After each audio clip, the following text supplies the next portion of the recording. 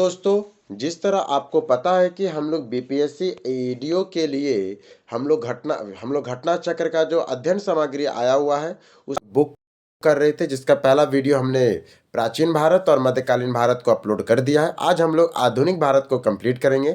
अगर आपने पहले का वीडियो नहीं देखा तो जरूर देखिएगा। अगर आपको इस बुक का पीडीएफ चाहिए तो हमारे टेलीग्राम चैनल से जुड़ जाइए, वहाँ आपको मिल जाएगा और मैं पूरा बुक को खत्म करूँगा। अगर आप लोग का कमेंट आएगा तो मैं इसका मैथ और रीजनिंग को भी कंप्लीट कराऊंगा। अगर आप लोग को चाहिए तो प्लीज़ कमेंट करके जरूर बताइएगा। तो चलिए हम लोग शुरू करते हैं मॉडर्न इंडिया को। हम लोग आधुनिक भारत के इतिहास करेंगे। यकीन मानिए 25 पेज में पूरा का पूरा आधुनिक भारत को इसने निचोड़ दिया है। जो जो पूछ सकता है वो सब करेगा। तो चलिए शुरू करते हैं। आधुनिक भारत का इतिहास। यूरोपीय कंपनियों का आगमन। यूरोपीय कंपनियों का आगमन कैसे कैसे हुआ था? तो अंग्रेजी ईस्ट इंडिया कंपनी कब आया? 1600 ईस्वी में। डच ईस्ट इंडिया कंपनी 1602 में। डैनिश ईस्ट इंडिया कंपनी 1616 में। फ्रांसीसी ईस्ट इंडिया कंपनी 1664 में। और स्वीडिश ईस्ट इंडिया कंपनी 1731 में। फिर से एक बार, इंग्लिश कब आया? 1600 में। डच कब आए? 1602 में। डैनिश ईस्ट इंडिया कंपनी कब आई? 1616 में। फ्रांसीसी ईस्ट इंडिया कंपनी कब आई? 1664 में। और स्वीडिश ईस्ट इंडिया कंपनी कब आई? तो 1731 में आई थी। पुर्तगालियों का उपनिवेश बनने वाला प्रथम वायसराय हुआ करता था अल्मीडा। पुर्तगाली उपनिवेश का प्रथम वायसराय भारत में कौन हुआ? तो अल्मीडा। बंगाल की खाड़ी में समुद्री डकैत हेतु हुगली का प्रयोग कौन करता था?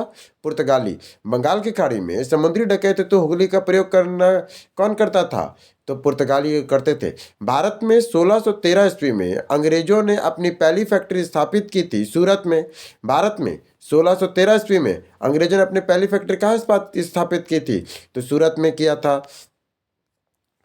इस अंग्रेजी अधिकारी ने पुर्तगालियों को स्वावली के स्थान पर आया था। मैंने इस अंग्रेज अधिकारी ने, हमको बताना वो कौन सा अंग्रेजी अधिकारी है जिसने पुर्तगालियों को स्वावली के स्थान पर हराया था? तो थॉमस बेस्ट था। थॉमस बेस्ट जो अंग्रेज अधिकारी थे, पुर्तगाली को स्वावली के स्थान पर कौन हराया था? Thomas best. प्रथम कर्नाटक युद्ध में कौन सा तत्कालिक कारण था? तो अंग्रेजों द्वारा फ्रांसीसी जहाजों का अधिग्रहण करना। प्रथम कर्नाटक युद्ध का तत्कालिक कारण क्या था? तो अंग्रेजों द्वारा फ्रांसीसी जहाजों का अधिग्रहण करना। डच ईस्ट इंडिया कंपनी को किस वर्ष अपनी फैक्ट्री पटना में स्थापित किया था? तो 1632 में। मैंने डचों ने पटना में अपनी फैक्ट्री कब स्थापित की थी? तो 1632 में किया था। उस क्षेत्र की पहचान करें जहां से यूरोपीय वासियों का सर्वोत्तम सोरा और अफीम प्राप्त होता था। तो वो बिहार था। यूरोपियों को सोरा और अफीम कहाँ से? सोरा एक तरह का विस्फोटक है और अफीम तो भैया आपको जो पता ही क्या होता है। सोरा और अफीम कहाँ से प्राप्त होता था? बिहार से प्राप्त होता था। अंग्रेजी शासनकाल में भारत का कौन सा क्षेत्र अफीम उत्पादन हेतु प्रसिद्ध था? तो वो बिहार था। अंग्रेजी शासनकाल में बिहार का कौन सा क्षेत्र था जो अफीम उत्पादन हेतु प्रसिद्ध था? तो वो बिहार था। भारत की पहली फ्रेंच फैक्ट्री स्थापित हुई थी। भारत की पहली फ्रेंच फैक्ट्री कहाँ स्थापित हुई थी? सूरत में। भारत में पहली फ्रेंच फैक्ट्री कहाँ स्थापित हुई थी? तो सूरत में हुआ था। आइए कर्नाटका युद्ध को पढ़ते हैं, बहुत इंपॉर्टेंट है। कर्नाटका युद्ध से बहुत सारे क्वेश्चन पूछता है। प्रथम कर्नाटका युद्ध कब हुआ था? 1746 से 48 में। कौन सा संधि हुआ? एक्सेला सापेल की संधि 1748 में। प्रथम कर्नाटक युद्ध 46 से 48, 1746 से 48। एक्सेला सापेल की संधि 1748 में हुआ।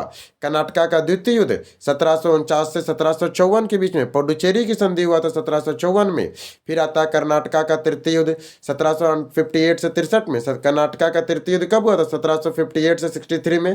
पेरिस की संधि सीधा साधर के कर्नाटका का प्रथम युद्ध। एक्सेला सापेल की संधि कर्नाटका का द्वितीय युद्ध। पुडुचेरी की संधि 1764 में 74 में 54। कर्नाटका का तृतीय युद्ध, पेरिस की संधि। पहला हुआ था सापेल की संधि, पुडुचेरी की संधि दूसरा में। पेरिस पूछेगा पुडुचेरी संधि कब हुआ था? तो कर्नाटका का द्वितीय युद्ध में। पेरिस की संधि कब हुआ था? कर्नाटका का तीसरे युद्ध में। पहला 46 से 48, 49 से 54, 58 से 63 में। फिर आ जाइए ईस्ट इंडिया कंपनी और बंगाल के नवाब। हमको बताना बंगाल के नवाब कौन कौन थे? तो मुर्शिद कुली खां 1717 से 27 में। सुजाउद्दीन 1727 से 39 में। सिजाउद्दीन 1727 से 39 में। सरफराज खां 1739 से 40 में। सरफराज खां 1739 से 40 में। अलीवर्दी खां 1740 से 46 में, अलीवर्दी खां 1740 से 56 में, अलीवर्दी खां 40 से 56 में, सिराजुद्दौला 56 से 57, मीर जाफर 57 से 60, मीर जाफर को जो पहले अंग्रेजों ने बनाया था, फिर मीर कासिम 1760 से 63, फिर मीर जाफर बनता है 63 से 65, फिर नज्म उद्दौला, फिर सरफा उद्दौला और मुबारक उद्दौला को 72 में खत्म कर दिया गया बंगाल का। सम्राट शाह आलम द्वितीय को सम्राट शाह आलम द्वितीय ने ईस्ट इंडिया कंपनी को बंगाल, बिहार और उड़ीसा की दीवानी प्रदान की थी 12 अगस्त 1765 के तहत। क्यों? इलाहाबाद की संधि के द्वारा सम्राट शाह आलम द्वितीय ने ईस्ट इंडिया कंपनी को बंगाल, बिहार और उड़ीसा की दीवानी कब दिया था? 12 अगस्त 1765 में दिया था। इलाहाबाद की संधि के बाद रॉबर्ट क्लाइव ने मुर्शिदाबाद का उप दीवान किसे बनाया? तो मोहम्मद रजा खान को। इलाहाबाद की संधि के बाद रॉबर्ट क्लाइव ने मुर्शिदाबाद का उप दीवान किसे बनाया? मोहम्मद रजा खान को बनाया था। 1760 का प्रसिद्ध वाडिवास का युद्ध अंग्रेजों द्वारा किसके खिलाफ लड़ा गया था? फ्रांसीसियों के खिलाफ। 1760 में प्रसिद्ध वाडिवास का युद्ध अंग्रेजों द्वारा किसके खिलाफ लड़ा गया? तो फ्रांसीसियों के द्वारा लड़ा गया। रंजीत सिंह ने सुप्रसिद्ध कोहिनूर हीरा प्राप्त किया था शाह शुजा से। रंजीत सिंह ने सुप्रसिद्ध कोहिनूर हीरा किससे प्राप्त किया था? तो शाह शुजा से किया था। टीपू सुल्तान ने अपनी राजधानी कहाँ बनाई थी? श्रीरंगपट्टनम में। टीपू सुल्तान ने अपनी राजधानी बनाई थी श्रीरंगपट्टनम में बनाया था। अंग्रेजों ने श्रीरंगपट्टनम की संधि किसके साथ की थी? टीपू सुल्तान। अंग्रेजों ने श्रीरंगपट्टनम की संधि किसके साथ की थी? टीपू सुल्तान के साथ। बक्सर के युद्ध के बाद जो संधि हुई वह थी इलाहाबाद की संधि। बक्सर के युद्ध के बाद जो संधि हुई वह कौन सी थी? तो इलाहाबाद की संधि थी बक्सर के युद्ध के बाद जो संधि हुई। अब आइए हम लोग गवर्नर जनरल वाइसराय के बारे में पढ़ेंगे और उन्होंने क्या काम किया, ये सबसे इंपॉर्टेंट होता है। आइए, शिशुवध। शिशुवध 1795 और 1804 में किसने किया? क्यों शिशुवध? 1795 और 1804 शिशुवध का रोध किया था। सती प्रथा सबसे इंपॉर्टेंट, सती प्रथा 1829 में हुआ था, विलियम बेटिक ने किया था, लॉर्ड विलियम बेटिक ने किया था। सती प्रथा पे रोक हो गया। सती प्रथा ये सब क्या है? तो प्रतिबंध वर्ष और क्या विषय इसके बारे में। सती प्रथा लॉर्ड विलियम बेटिक का है। सती प्रथा पे रोक 1829 में हुआ था। दास प्रथा, दास प्रथा खत्म कब हुआ? तो 1843 में, 43 में, 1843 में दास प्रथा खत्म कब हुआ? 1843 43 में एलन बैरो ने किया था। पूछेगा दास प्रथा को खत्म किसने किया? एलन बैरो ने किया था। दास प्रथा पे खत्म किसने किया? एलन बैरो ने किया था। कब? 1843 43 मतलब 43 में। विधवा पुनर्विवाह 1856 में कौन लाया था? लॉर्ड कैनिंग लाया था। विधवा पुनर्विवाह की अनुमति दिया। पूछेगा विधवा पुनर्विवाह को कौन लाया था? कौन वायसराय? तो लॉर्ड कैनिंग ने लाया था। विधवा विवाह की अनुमति दे दिया। हिंदू नेटिव मैरिज एक्ट 1872 किसका था? नॉर्थ बुक का था। अंतर्जातीय विवाह का प्रोत्साहन देना चाहता था ये।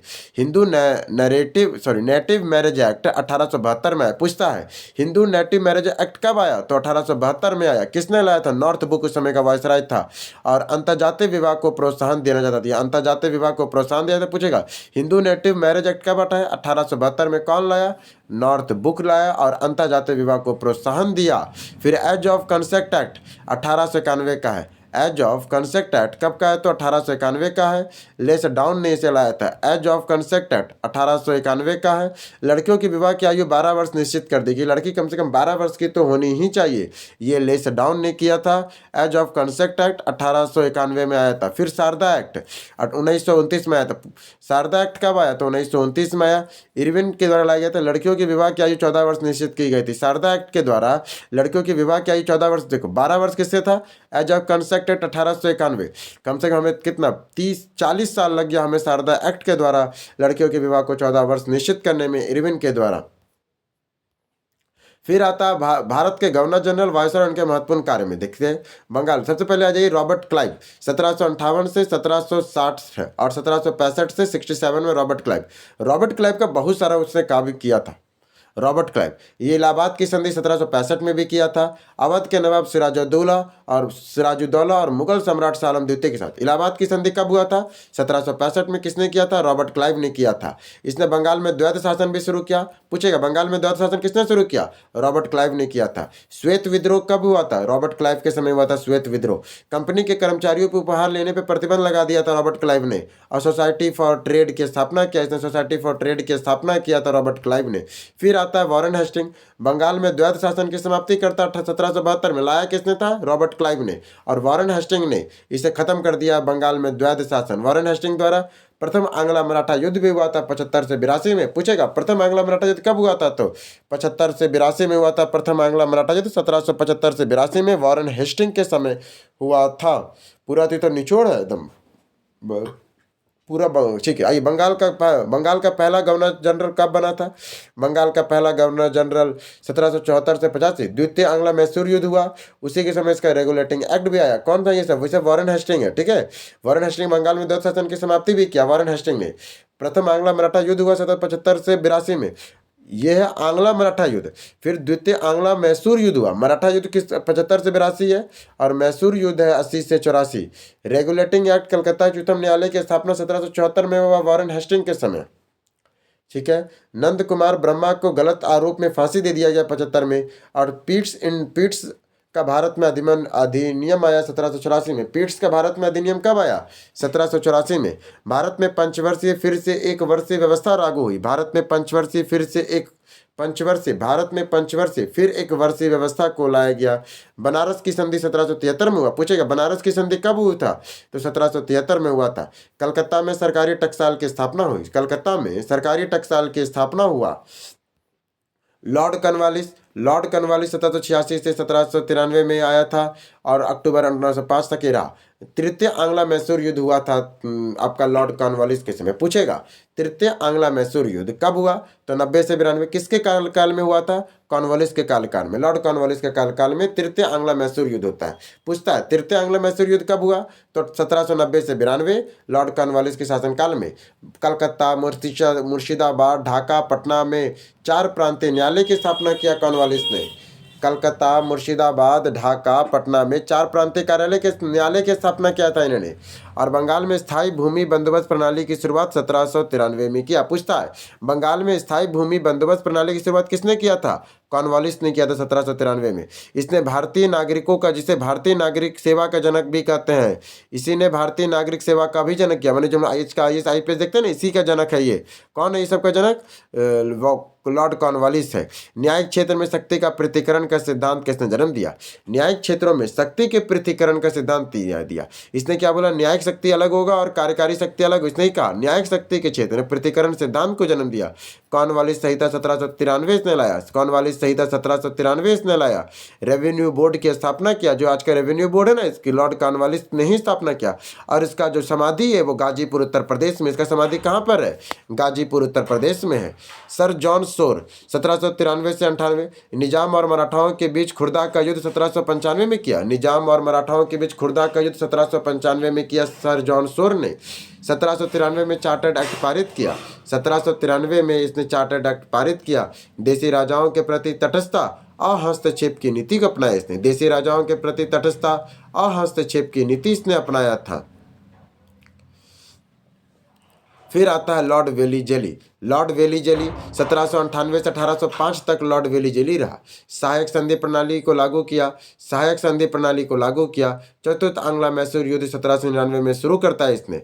द्वितीय आंग्ला मराठा युद्ध इसने 1803 से 1805 तक किया। द्वितीय आंग्ला मराठा युद्ध इसने 1803 से 1805 में द्वितीय आंग्ला मराठा युद्ध किया। फोर्ट विलियम कॉलेज की कलकत्ता में स्थापना किया इसने। फोर्ट विलियम कॉलेज की कलकत्ता में इसने स्थापना किया। 1802 में बाजीराव द्वितीय के साथ बसीन की संधि किया। 1802 में बाजीराव द्वितीय के साथ बसीन की संधि की 1802 में।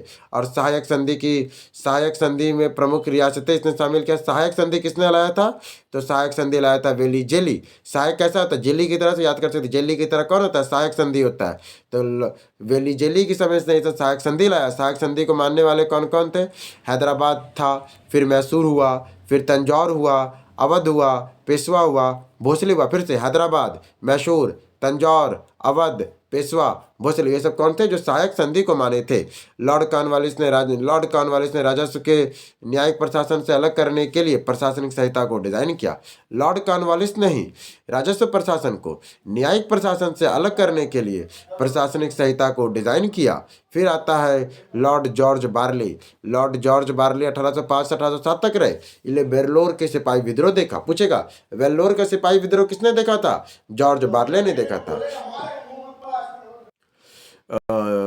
वेल्लोर का सिपाही विद्रोह जॉर्ज बारले का था। पूछेगा वेल्लोर का सिपाही विद्रोह कहाँ हुआ, किसने देखा था? सर जॉर्ज वेल्ले के शासनकाल में वेल्लोर का सिपाही विद्रोह हुआ। महाराणा रंजीत सिंह के साथ प्रसिद्ध अमृतसर की संधि किसने किया था? तो मिंटो प्रथम ने किया था। पूछेगा अमृतसर की संधि कब हुई थी? तो 1809 में। पूछता है क्वेश्चन कि अमृतसर की संधि कब हुई थी? तो 1809 में। किसने किया था?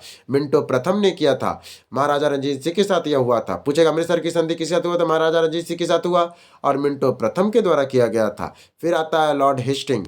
लॉर्ड हेस्टिंग 1812 से 1823 तक ये रहे थे लॉर्ड हेस्टिंग। इसने प्रथम आंग्ला नेपाल युद्ध किया था। इसने तृतीय आंग्ला मराठा युद्ध किया। पिंडारियों का दमन किया। पूछता है पिंडारियों का दमन किसने किया? तो हेस्टिंग ने किया था। पूछता है पिंडारियों का दमन किसने किया था? तो हेस्टिंग ने किया था। बंगाल में काश्तकारी नियम लागू किया 1822 में। पूछता है बंगाल में काश्तकारी अधिनियम कब लागू हुआ था? तो किसने लागू किया था? तो लॉर्ड हेस्टिंग ने लागू किया 1822 में। बंगाल में काश्तकारी अधिनियम लागू हुआ। लॉर्ड हेस्टिंग के नेतृत्व में सर्वोच्चता की नई नीति की शुरुआत हुई। पूछेगा सर्वोच्चता की नई नीति किसने शुरू की थी? लॉर्ड हेस्टिंग के नेतृत्व में हुई थी सर्वोच्चता की नई नीति का। इसके बाद आता है आपका लॉर्ड हेमिस्टन। लॉर्ड हेमिस्ट इसके समय प्रथम आंग्ला बर्मा युद्ध होता 1824 से 26 में।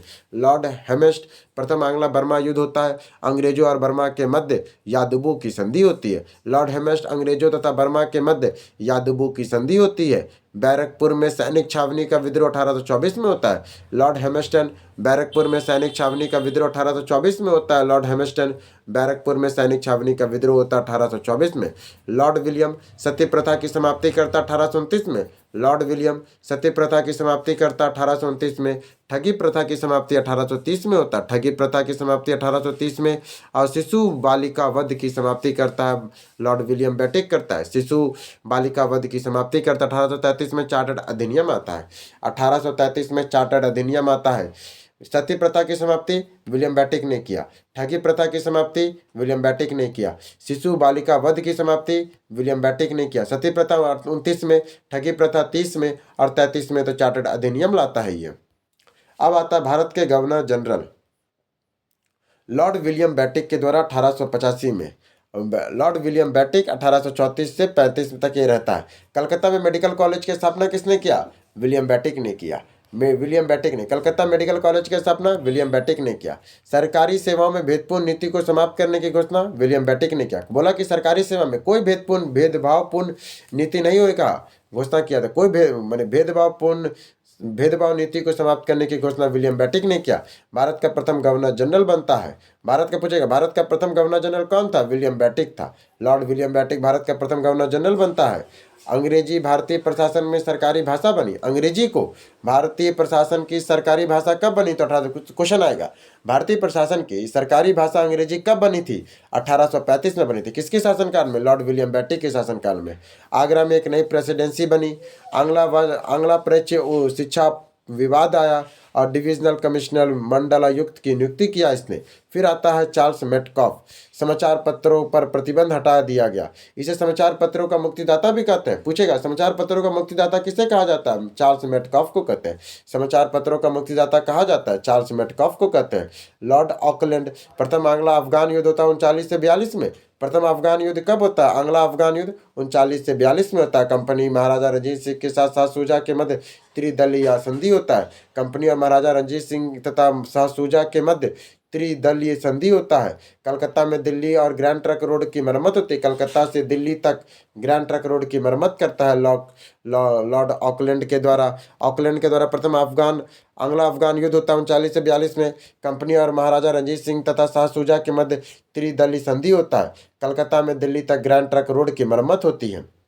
फिर आता है लॉर्ड एलनबरो। सिंधी अंग्रेजी का सिंध राज्य में विलय, दास प्रथा की समाप्ति, प्रथम आंग्ला अफगान युद्ध का समाप्त होता है। लॉर्ड एलनबरो के द्वारा सिंध पर अंग्रेजी राज्य का विलय हो जाता है। लॉर्ड एलनबरो के समय ही पूछेगा सिंध पर अंग्रेजों का विजय कब हुआ था? लॉर्ड एलनबरो के समय हुआ था।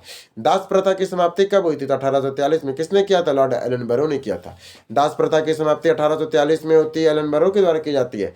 प्रथम आंग्ला अफगान युद्ध समाप्त होता है एलनबरो के द्वारा। प्रथम आंग्ला अफगान युद्ध कब समाप्त होता है? तो एलनबरो के द्वारा होता है। प्रथम आंग्ला सिख युद्ध होता है लॉर्ड हेडिंग के द्वारा। प्रथम आंग्ला सिख युद्ध कब होता है? तो लॉर्ड हेडिंग के द्वारा प्रथम आंग्ला सिख युद्ध होता है। फिर आता है लॉर्ड डलहौजी। द्वितीय आंग्ला सिख युद्ध 1848 से 49 में होता है। लॉर्ड डलहौजी द्वारा द्वितीय आंग्ला सिख युद्ध 1848 से 49 में होता है। पंजाब का अंग्रेजी राज में विलय हो जाता है 1849 में। पंजाब का अंग्रेजी राज में विलय 1849 में हो जाता है। द्वितीय आंग्ला बर्मा युद्ध 1852 से 53 में हुआ। द्वितीय आंग्ला बर्मा युद्ध 1852 से 53 में हुआ। व्यपगत के सिद्धांत का आरंभ किया गया। इसने व्यपगत के सिद्धांत का आरंभ किया। कर्नाटक के नवाब और तंजौर के राजा की उपाधि समाप्त किया। इसने कर्नाटक के नवाब और तंजौर के राजा की उपाधि समाप्त किया। अधिक कर्ज लेने के आरोप में बरार पर विलय हुआ। अधिक कर्ज लेने के आरोप में बरार का विलय हुआ। अधिक कर्ज लेने के आरोप में बरार का इसने विलय कराया था। प्रथम रेल लाइन का इसने निर्माण कराया था 1853 में। प्रथम रेल लाइन का इसने निर्माण कराया था। प्रथम रेल लाइन का निर्माण 1853 में कराया। सर चार्ल्स वुड का शिक्षा का डिस्पैच 1854 में लाया। सर चार्ल्स वुड का शिक्षा का डिस्पैच 1854 में लाया इसने। प्रथम विद्युत तार का शुरुआत 1850 में किया। प्रथम विद्युत तार की शुरुआत इसने 1850 में किया। सर्वप्रथम डाक टिकट का प्रचलन किया। सर्वप्रथम डाक टिकटों का प्रचलन किया। संथाल विद्रोह हुआ। इसी के समय संथाल विद्रोह हुआ। कुशासन के आरोप में अवध का विलय भी 1856 में लॉर्ड कैनिंग के समय हो गया था। व्यक्तिगत सिद्धांत द्वारा विलय किए गए प्रमुख राज्य था। व्यक्तिगत सिद्धांत के द्वारा प्रथम विलय किए गए राज्यों में कौन कौन आता है? तो सतारा 1848 में, जैतपुर और संबलपुर 1849 में, बाघाट 1850 में, उदयपुर 1852 में, झांसी 1854 में, नागपुर 1854 में। और सार्वजनिक निर्माण विभाग तथा लोक निर्माण विभाग की स्थापना किया। इसने व्यक्तिगत का सिद्धांत किसने दिया? तो लॉर्ड कैनिंग ने दिया। व्यक्तिगत का सिद्धांत किसने दिया था? तो लॉर्ड डलहौजी ने दिया था व्यक्तिगत का सिद्धांत। इसने पहला रेल लाइन बिछाया था, ठीक है। और इसने व्यक्तिगत का सिद्धांत किसने दिया था? लॉर्ड डलहौजी ने दिया था। इसने सतारा 1838 से मिलाया, जैतपुर और संबलपुर को 49 में, बाघाट को 50 में, उदयपुर को 52 में, झांसी को 54 में, नागपुर को 54 में मिला लिया था। और सार्वजनिक निर्माण विभाग और लोक निर्माण विभाग पूछता है ना, लोक आज का जो पद बनता है कैसे बनता है? लोक निर्माण विभाग के द्वारा बनता है। ये लॉर्ड डलहौजी का देन है। ये सब किसका देन है? लॉर्ड डलहौजी का देन। 48 से 56 तक रहा था। फिर आता है लॉर्ड डलहौजी जो कांड सब कहते उसका भुगतेगा कौन? तो लॉर्ड कैनिंग भुगता। अब यहाँ से ये गवर्नर जनरल खत्म हो गया, वायसराय बन जाएगा। अब ये 1857 का विद्रोह होता है। 56 में इसने हिंदू और विधवा पुनर्विवाह को भी लाया था। 56 में हिंदू और विधवा पुनर्विवाह किसने लाया? तो लॉर्ड कैनिंग ने लाया था। और 1858 का एक्ट भी इसने लाया। इसने बम्बई, मद्रास और कलकत्ता में विश्वविद्यालय की स्थापना किया। बम्बई, मद्रास और कलकत्ता में विश्वविद्यालय की स्थापना किसने किया था? तो लॉर्ड कैनिंग ने किया था। 1861 में भारत परिषद अधिनियम आया। 1861 में इसी के कार्यकाल में भारत परिषद अधिनियम को लाया गया था। भारतीय उच्च न्यायालय अधिनियम 1861 के अंतर्गत कलकत्ता, बम्बई और मद्रास में कुछ न्यायालय के साथ इसी के समय क्या हुआ? विश्वविद्यालय भी बना कलकत्ता, मुंबई और मद्रास में। और इसी के समय 1861 में इसी समय उच्च न्यायालय की भी स्थापना हुई कलकत्ता, बम्बई और मद्रास में। भारतीय दंड संहिता 1862 इसी के समय प्रभावी हुआ। सिविल दंड संहिता भी इसी के समय 1861 में। और भारत में ईस्ट इंडिया कंपनी द्वारा नियुक्त अंतिम गवर्नर जनरल और पहला वायसराय बना। फिर आता है लॉर्ड एगिन। फिर कौन आता है? लॉर्ड एगलिन आता है। एगलिन वहाबी विद्रोह का दमन इसने किया। पूछेगा वहाबी आंदोलन का दमन किसने किया था? लॉर्ड एलिगन ने किया था। वहाबी विद्रोह का आंदोलन का दमन किसने किया? एलिगन ने किया। फिर आता है रॉबर्ट नेपियर, ये कार्यवाहक वायसराय था। फिर विल्सन डेनिस है, ये भी कार्यवाहक रहा। फिर आता है सर जॉन लॉरेंस। कौन आते हैं? इंपॉर्टेंट है। सर जॉन लॉरेंस अफगानिस्तान के संबंध में प्रसिद्ध हस्तक्षेप की नीति रिग फेस की नीति को अपनाया। पूछेगा अफगानिस्तान के संदर्भ में हस्तक्षेप की नीति किसकी थी? तो जॉन लॉरेंस की थी। अफगानिस्तान के संदर्भ में हस्तक्षेप की नीति, रिंग फेस की नीति किसकी थी? तो जॉन लॉरेंस की थी। 1866 ईस्वी में उड़ीसा और 1868 से 69 में राजपूताना तथा बुंदेलखंड में भयंकर अकाल आया था। पूछेगा उड़ीसा में 1866 में, 68 से 68-69 तक राजपूताना में और बुंदेलखंड में भयंकर अकाल आया था। बड़ी मात्रा में रेलवे और नहरों का निर्माण कार्य प्रारंभ हुआ। यूरोप का साथ प्रथम समुद्री संचार व्यवस्था स्थापित हुई। यूरोप के साथ प्रथम समुद्री संचार व्यवस्था स्थापित किया था किसने? तो जॉन सारन ने किया था। यूरोप के साथ प्रथम समुद्री संचार व्यवस्था को स्थापित किया था इसने। लॉर्ड मेयो भारत में वित्त का विकेंद्रीकरण क्या? लॉर्ड पूछेगा भारत में वित्त का विकेंद्रीकरण किसने किया? तो मेयो। और अजमेर में मेयो कॉलेज की स्थापना भी किया था। अजमेर में जो मेयो कॉलेज है किसने बनाया था? तो लॉर्ड मेयो ने बनाया था। कार्यकाल के दौरान एक ही अफगानी द्वारा पोर्ट ब्लेयर में इसकी हत्या कर दी। पूछता है कि कौन सा वायसराय था जिसका पोर्ट ब्लेयर में हत्या हो गया? तो वो लॉर्ड मेयो था। पहली बार 1872 में भारत में जनगणना हुई थी। पहली बार पूछेगा भारत में पहली बार जनगणना किस किस कार्यकाल में हुई थी? लॉर्ड मेयो के कार्यकाल में हुई थी।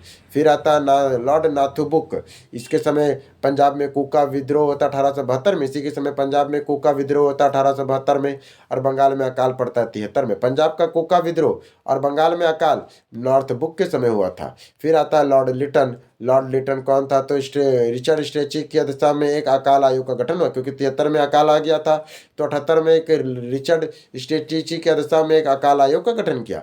दिल्ली में एक भव्य दरबार का आयोजन 1877 में किया। पूछेगा दिल्ली का पहला भव्य दरबार का आयोजन किसने किया था? तो लॉर्ड लिटन ने किया था 1877 में।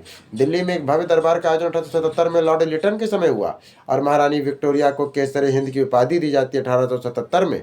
महारानी विक्टोरिया को केसर ए हिंद की उपाधि दी जाती है 1877 में। महारानी विक्टोरिया को केसर ए हिंद की उपाधि किसने दिया? तो 1877 में दिया गया। वर्नाकुलस प्रेस एक्ट, देसी प्रेम अधिनियम तथा इंडियन आर्म्स एक्ट 1878 आया गया। वर्नाकुलस प्रेस एक्ट, देसी प्रेम अधिनियम, इंडियन आर्म्स एक्ट 1878 आया गया। वैधानिक जनपद सेवा में सम्मिलित होने वाला भारतीय आयु 21 से 19 वर्ष कर दिया गया। वैधानिक जनपदों में सम्मिलित होने वाले भारतीयों की आयु 21 वर्ष से घटाकर 19 वर्ष कर दिया गया। द्वितीय आंग्लो अफगान युद्ध 1878 से 80 में था। द्वितीय आंग्लो अफगान युद्ध 1878 से 80 तक में रहा। लॉर्ड लिटन ओवर मेरिडिथ के नाम से साहित्य का लेखन करते थे। लॉर्ड लिटन जो है वो ओवन मेरिडिथ के नाम से साहित्य का लेखन क्या करते थे? लॉर्ड लिटन ने ओवन मेरिडिथिन के नाम से साहित्य का लेखन करते थे। लॉर्ड रिपन 1880 से 84। लॉर्ड रिपन 1880 से 84 के लिए प्रथम फैक्ट्री एक्ट 1881 में आया था। प्रथम फैक्ट्री एक्ट 1881 में आया था। हंटर आयोग प्रथम शिक्षा हेतु यह नियुक्त 1862 का है। हंटर आयोग जो है प्रथम शिक्षा हेतु नियुक्त हुआ था 1882 में। इल्बर्ट बिल विवाद आया था 1883 में। इल्बर्ट बिल विवाद कब आया? 1883 में इल्बर्ट बिल विवाद आया 1883 में। स्थानीय स्वशासन की शुरुआत हुआ था 1882 में। स्थानीय स्वशासन की शुरुआत कब हुआ? तो 1882 में हुआ। 10 वर्षीय जनगणना प्रणाली की स्थापना हुआ, और लॉर्ड रिपन के समय ही 10 वर्षीय जनगणना प्रणाली की भी शुरुआत हुआ। 1881 में प्रथम व्यवस्थित जनगणना कश्मीर को छोड़कर हुआ। 1881 में प्रथम व्यवस्थित जनगणना कश्मीर को छोड़कर हुआ लॉर्ड रिपन के समय में।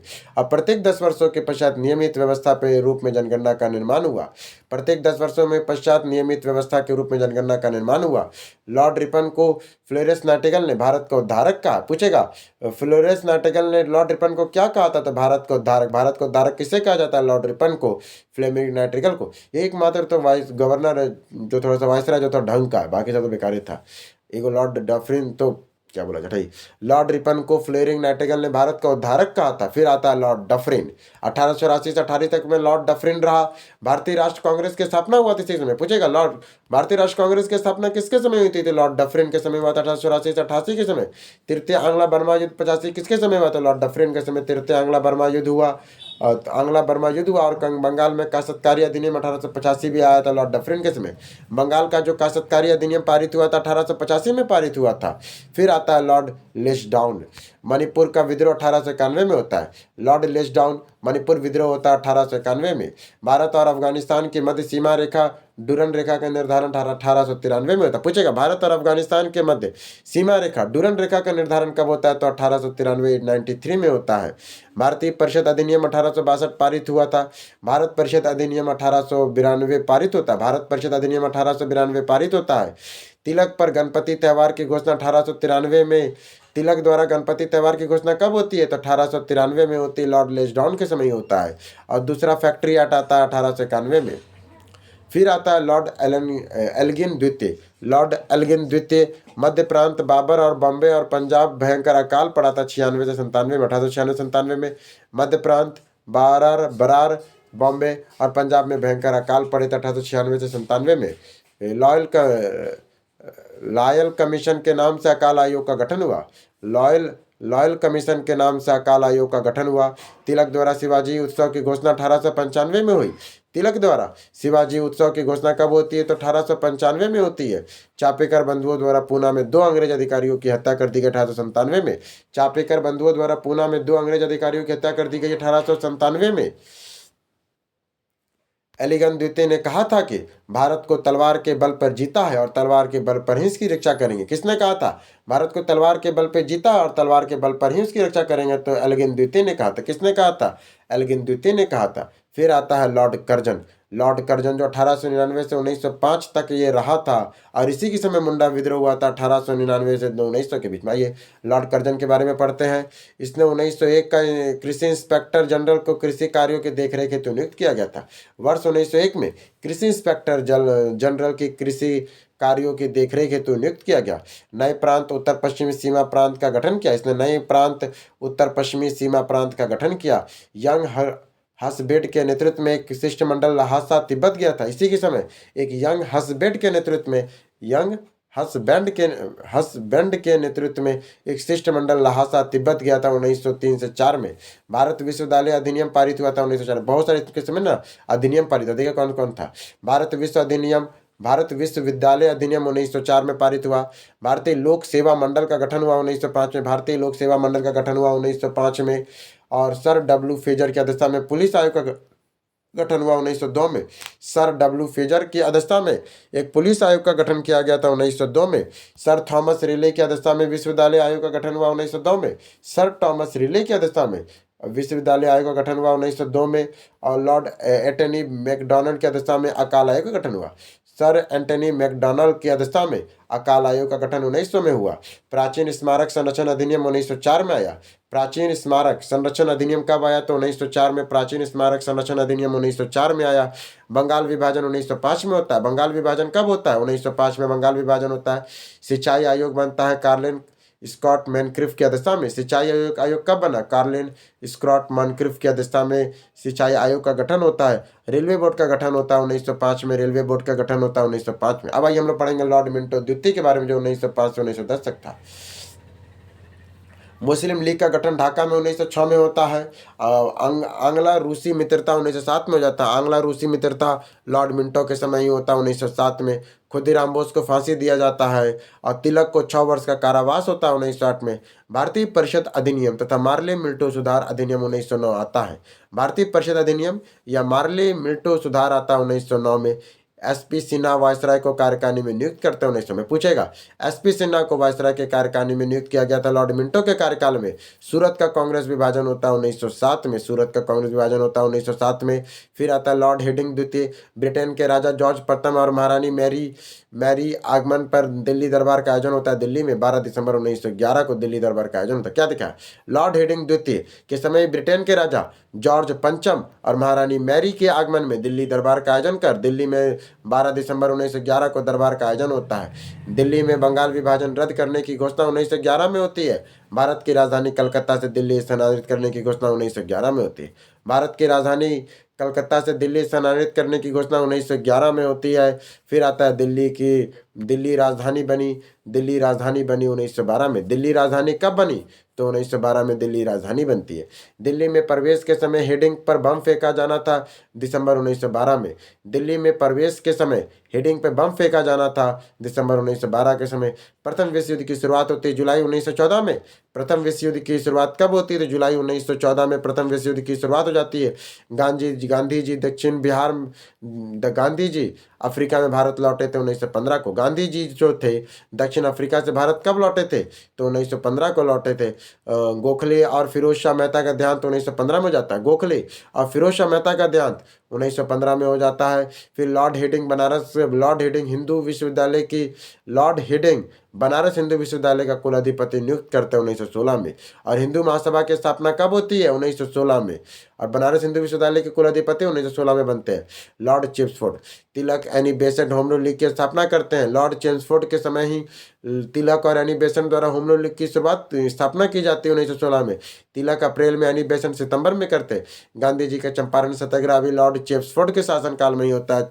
गांधी जी का चंपारण सत्याग्रह। फिर रॉयल एक्ट 1919 में लॉर्ड चेम्सफोर्ड के शासनकाल में ही रॉयल एक्ट आया। फिर आता है भारतीय ट्रेड यूनियन कांग्रेस का प्रथम अधिवेशन 1920 में होता है। फिर आता है खिलाफत आंदोलन की शुरुआत। गांधी जी द्वारा असहयोग आंदोलन की शुरुआत 1 अगस्त 1920 को की जाती है। Sir S P Sinha Bihar और उड़ीसा के पहले भारतीय गवर्नर बने। Sir S P Sinha Bihar और उड़ीसा के पहले भारतीय गवर्नर बने। जलियांवाला बाग हत्याकांड 13 अप्रैल 1919 को होता है।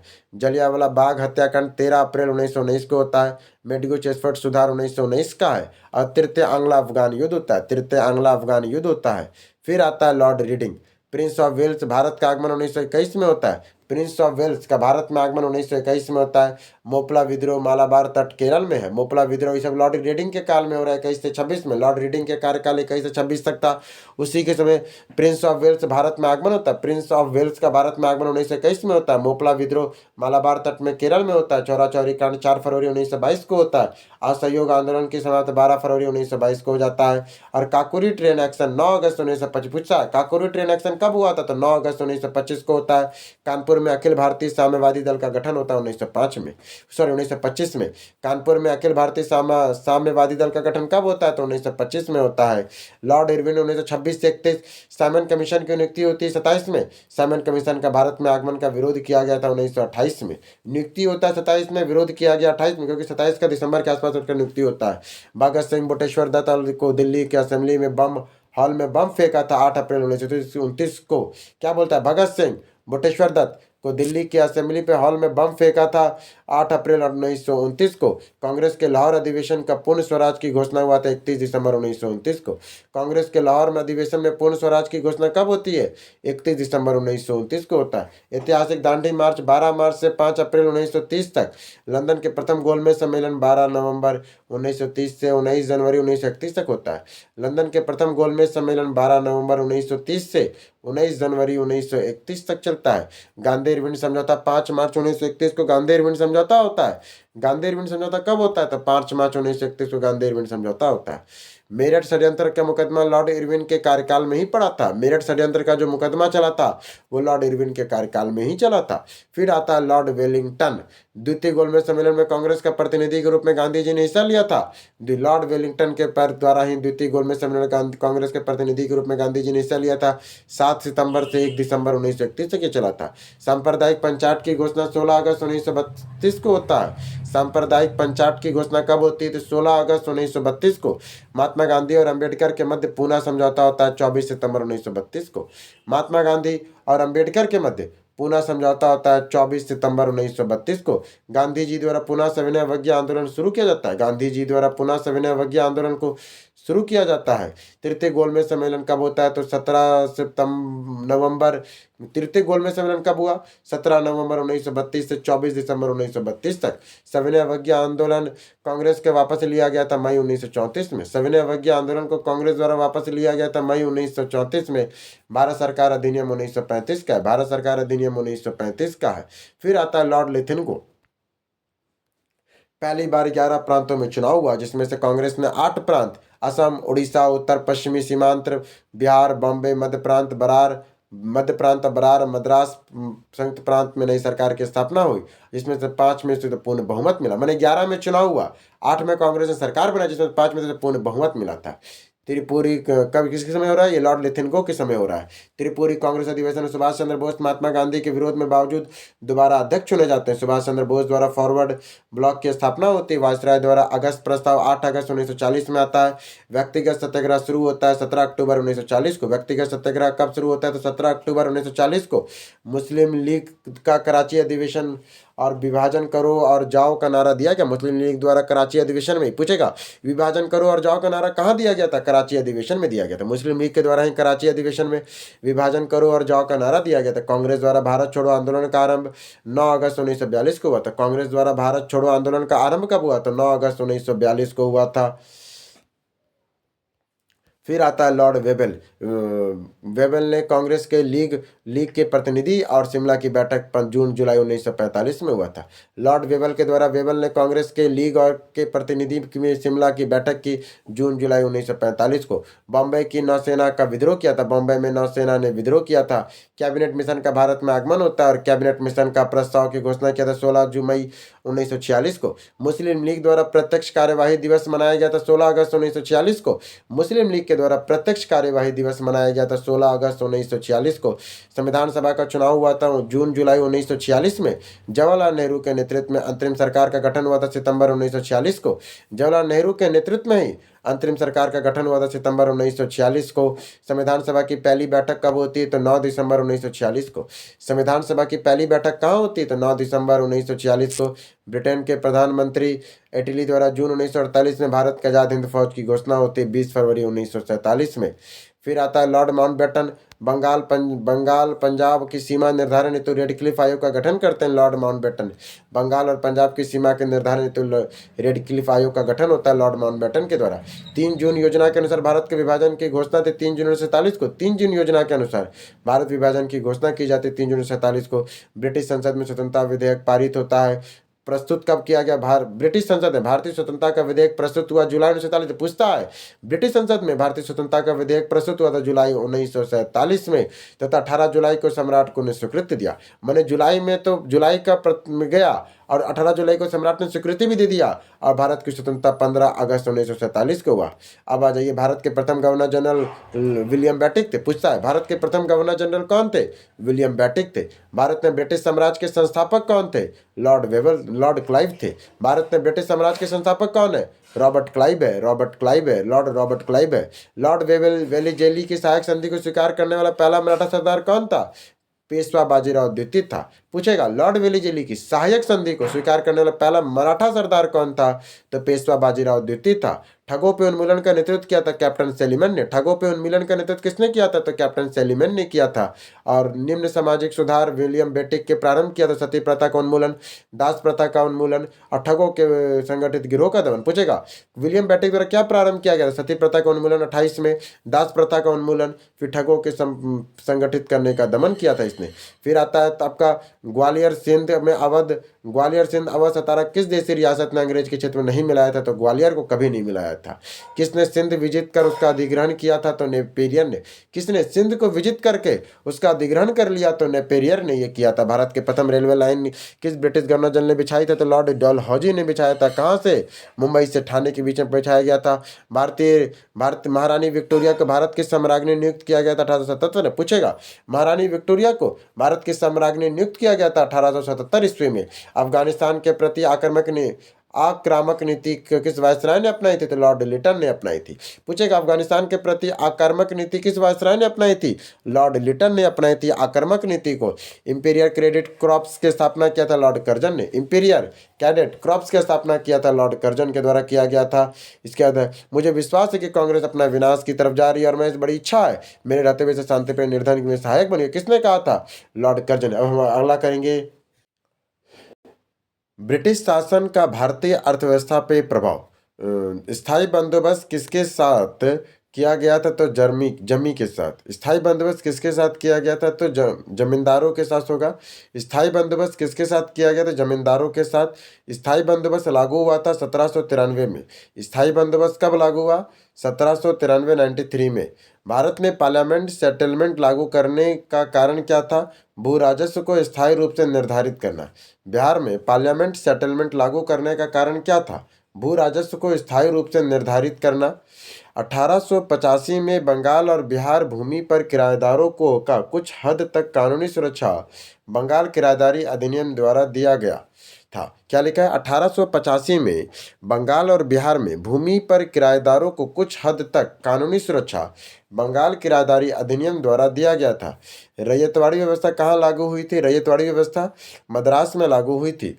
वाफ प्रथा जिसके तहत किसान स्वयं भूमि का मालिक होता और सरकार को भू राजस्व के भुगतान के लिए जिम्मेदार माना जाता, वो रैयतवाड़ी व्यवस्था थी। वह प्रथा जिसके तहत किसान स्वयं भूमि का मालिक होता और सरकार को भू राजस्व के भुगतान के लिए जिम्मेदार माना जाता, वो है रैयतवाड़ी प्रथा। पंजाब भूमि हस्तांतरण अधिनियम पारित किया गया था 1900 में। पंजाब भूमि हस्तांतरण नियम अधिनियम कब पारित हुआ था? तो 1900 में पारित हुआ।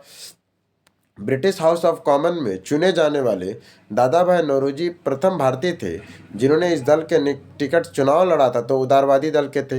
ब्रिटिश हाउस ऑफ कॉमन में चुने जाने वाले दादा भाई नौरोजी प्रथम भारतीय थे जिन्होंने भारतीय दल टिकट चुना था, उदारवादी दल से चुनाव लड़ा था उन्होंने। महलवारी बंदोबस्त को बंगाल में चालू किया था? हॉल्ट मैकाजी ने। महलवारी बंदोबस्त को बंगाल में चालू किया था? होल्ट मैकाजी ने। भारतीय राष्ट्रवादी नेताओं ने 1880 से 1905 के मध्य आर्थिक नीतियों की प्रकृति का भारत में आर्थिक राष्ट्रवाद के युग के रूप में चित्रण किया। यह लिखा है दादा भाई नौरोजी ने। भारतीय राष्ट्रवाद नेताओं ने 1880 से 1905 के मध्य आर्थिक नीतियों की प्रकृति का भारत में आर्थिक राष्ट्रवाद के युग के रूप में चित्रण किया। यह लिखा है दादा भाई नौरोजी ने। रेलवे किस काल के लिए एक वास्तविक वरदान था तो द्वितीय विश्व युद्ध के लिए? रेलवे किस काल के लिए एक वास्तविक वरदान था तो द्वितीय विश्व युद्ध के लिए? Poverty and un British rule in India किसने लिखा? तो दादा भाई नौरोजी ने। Poverty and un British rule in India किसने लिखा है? दादा भाई नौरोजी द्वारा। धन प्रवाह का सिद्धांत प्रतिपादित किया गया? दादा भाई नौरोजी द्वारा। धन प्रवाह का सिद्धांत प्रतिपादित किसने किया है? दादा भाई नौरोजी ने किया है। वह उल्लेखनीय व्यक्ति जिसने स्वतंत्रता के पहले भारत की राष्ट्रीय आय की गणना के लिए कदम उठाया दादा भाई नौरोजी थे। वह उल्लेखनीय व्यक्ति जिसने स्वतंत्रता से पहले भारत की राष्ट्रीय आय की गणना के लिए कदम उठाया था वे थे दादा भाई नौरोजी। 1857 की क्रांति। 1857 के विद्रोह के पूर्व सैनिक विद्रोह हुआ था। 1857 के पहले कौन कौन सा सैनिक विद्रोह हुआ? तो सबसे पहले 1806 का वेल्लोर का धार्मिक प्रांतियों को हटाने के आदेश के विरुद्ध विद्रोह। 1806 में वेल्लोर में धार्मिक प्रतीकों को हटाने के आदेश के विरुद्ध विद्रोह हुआ था। 1824 में बैरकपुर में समुद्री मार्ग में बर्मा जाने के आदेश का विरोध हुआ था। 1824 में बैरकपुर में हुआ था। समुद्री मार्ग से बर्मा जाने के विरोध में 1824 में हुआ था बैरकपुर में। 1844 49 50 52 में दूरस्थ क्षेत्र सेवा भत्ता न मिलने पर विद्रोह हुआ था। 1844 49 50 52 में दूरस्थ से मैंने दूर कहीं भेजा होगा सेवा के लिए पर उसका भत्ता नहीं मिलने पर विद्रोह हुआ था। फिर आता है 23 जनवरी 1857 को दमदम कलकत्ता में वह चर्बी वाले कारतूस का विद्रोह हो। 23 जनवरी 1857 को दमदम में हुआ था कलकत्ता में चर्बी वाले कारतूस का विद्रोह। और 26 फरवरी 1857 को बहरामपुर बंगाल में चर्बी वाले कारतूस के लिए भी विद्रोह हुआ था। 23 जनवरी को भी विद्रोह हुआ और 26 फरवरी को पहला 23 जनवरी को हुआ था दमदम कलकत्ता में हुआ था और 26 जनवरी को हुआ था बहरामपुर बंगाल में। 1857 के विद्रोह की सफलता के कारण क्या थे? अंग्रेजों की सैन्य श्रेष्ठता। 1857 के विद्रोह की सफलता का कारण क्या था? अंग्रेजों की सैन्य की श्रेष्ठता। श्रेष्ठता। विद्रोहियों के पास कोई एकीकृत कार्यक्रम और विचारधारा नहीं थी। समाज के सभी वर्गों के समर्थन की कमी थी।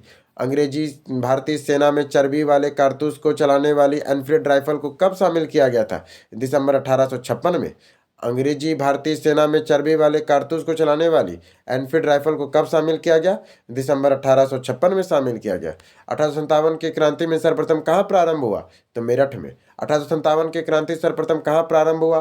तो मेरठ में हुआ। ईस्ट इंडिया कंपनी के सिपाहियों को विद्रोही बनाने के कारण नहीं था तो क्या नहीं था? अधिकारियों की अक्षमता। ईस्ट इंडिया कंपनी में सिपाही को विद्रोही का कारण नहीं था तो ईस्ट इंडिया कंपनी अधिकारियों की क्षमता नहीं था, बाकी और भी कारण था। झांसी की रानी लक्ष्मीबाई की मृत्यु कहाँ हुई थी? तो ग्वालियर में। झांसी की रानी लक्ष्मीबाई की मृत्यु कहाँ हुई थी? तो ग्वालियर में। अब आ जाइए 1857 के क्रांति के महत्वपूर्ण तथ्यों को पढ़ेंगे हम लोग। 1857 का क्रांति का केंद्र, इसके बाद क्रांति के प्रमुख नायक, विद्रोह की तिथि, क्रांति के दमन करने का नेतृत्व, क्रांति की दमन की तिथि क्या थी? सबसे पहले क्रांति कहाँ हुआ था? तो दिल्ली में। दिल्ली में कौन थे? तो बहादुर शाह जफर और बख्तर खां थे। दिल्ली में कौन थे? तो बहादुर शाह जफर और बख्तर खां थे। 11 मई 1857 को हुआ था और इसका दमन किसने किया था? तो निकलसन और हडसन ने। दिल्ली का दमन किसने किया था? निकलसन और हडसन ने। 21 सितंबर 1857 को ये विद्रोह शांत हो गया था। फिर कानपुर में क्या था? नाना साहेब और तात्या टोपे ने। कानपुर में किसने किया था? नाना साहेब और तात्या टोपे ने किया था 5 जून 1857 को। 5 जून 1857 को विद्रोह की तिथि थी और इसको दमन किया था कैपेबल ने। नाना साहेब और तात्या टोपे कहाँ से किए थे? कानपुर से। इसका दमन किसने किया था? कैपेबल ने किया था। 6 दिसंबर 1857 को ये खत्म हो गया था। लखनऊ में बेगम हजरत महल ने किया था 30 मई 1857 को। दमन क्रांति का इसका दमन कैपेबल ने किया। कानपुर और लखनऊ दोनों में कौन किया था? कैपेबल ने। दिल्ली में किया था निक्सन और हेडसन ने। दिल्ली में थे बहादुर शाह जफर और बख्तर खां। कानपुर में थे नाना साहब तात्या टोपे। लखनऊ में थी बेगम हजरत महल। झांसी से रानी लक्ष्मीबाई थी। जून 1857 को हुईरूज ने उनका दमन किया था। झांसी की रानी में रानी लक्ष्मीबाई का दमन किसने किया था? ह्यूरोज ने किया था। इलाहाबाद प्रयागराज में थे लियाकत अली। इलाहाबाद के जो आज का प्रयागराज है वहाँ पे कौन थे? तो लियाकत अली। इसको कर्नल नील ने दमन कर दिया था। लियाकत अली का दमन के लिए इलाहाबाद में किसने किया था? कर्नल नील ने किया था। जगदीशपुर में कुंवर सिंह थे।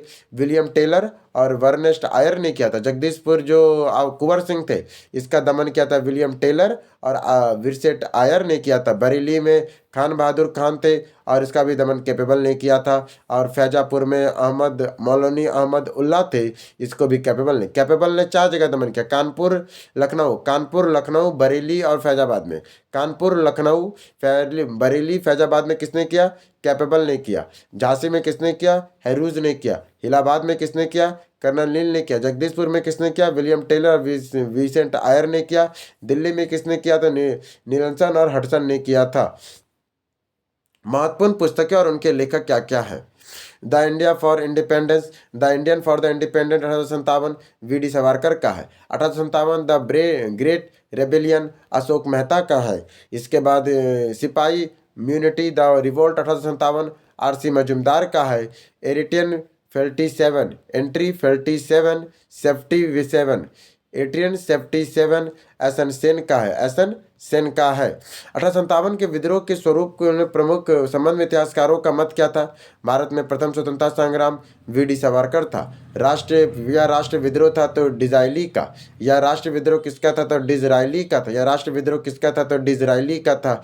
या पूर्णतः सिपाही विद्रोह था तो सर जॉन लॉरेंस और सिले। या पूर्णतः सिपाही विद्रोह था सर जॉन लॉरेंस और सिले। या अंग्रेजों के विरुद्ध हिंदू और मुसलमानों का षड्यंत्र कहा था जेम्स आउट्रम और डब्ल्यू टेलर ने। या हिंदुओं के विरुद्ध या अंग्रेजों के विरुद्ध हिंदू और मुसलमानों का षड्यंत्र यह कहा था जेम्स आउट्रम और डब्ल्यू टेलर ने। बर्बरता और सभ्यता के बीच का युद्ध कहा था टी.आर. होम्स ने। बर्बरता और सभ्यता के बीच का युद्ध कहा था टी.आर. होम्स ने। और या धर्मादियों का ईसाइयों के विरुद्ध युद्ध यह कहा था L.E.R. रीज ने। या धर्मादियों का ईसाइयों के विरुद्ध युद्ध किसने कहा? तो L.E.R. रीज ने कहा था।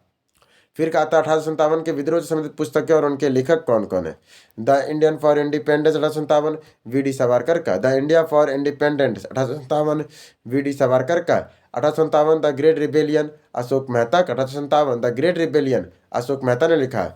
The peasant of the Raj Eric Stokes ने लिखा है। The peasant and the Raj Eric रोटेक्स ने लिखा। The history of Sipahi war in India 1857 the history of the Sipahi war in India 1857 John William Kaye ने लिखा है।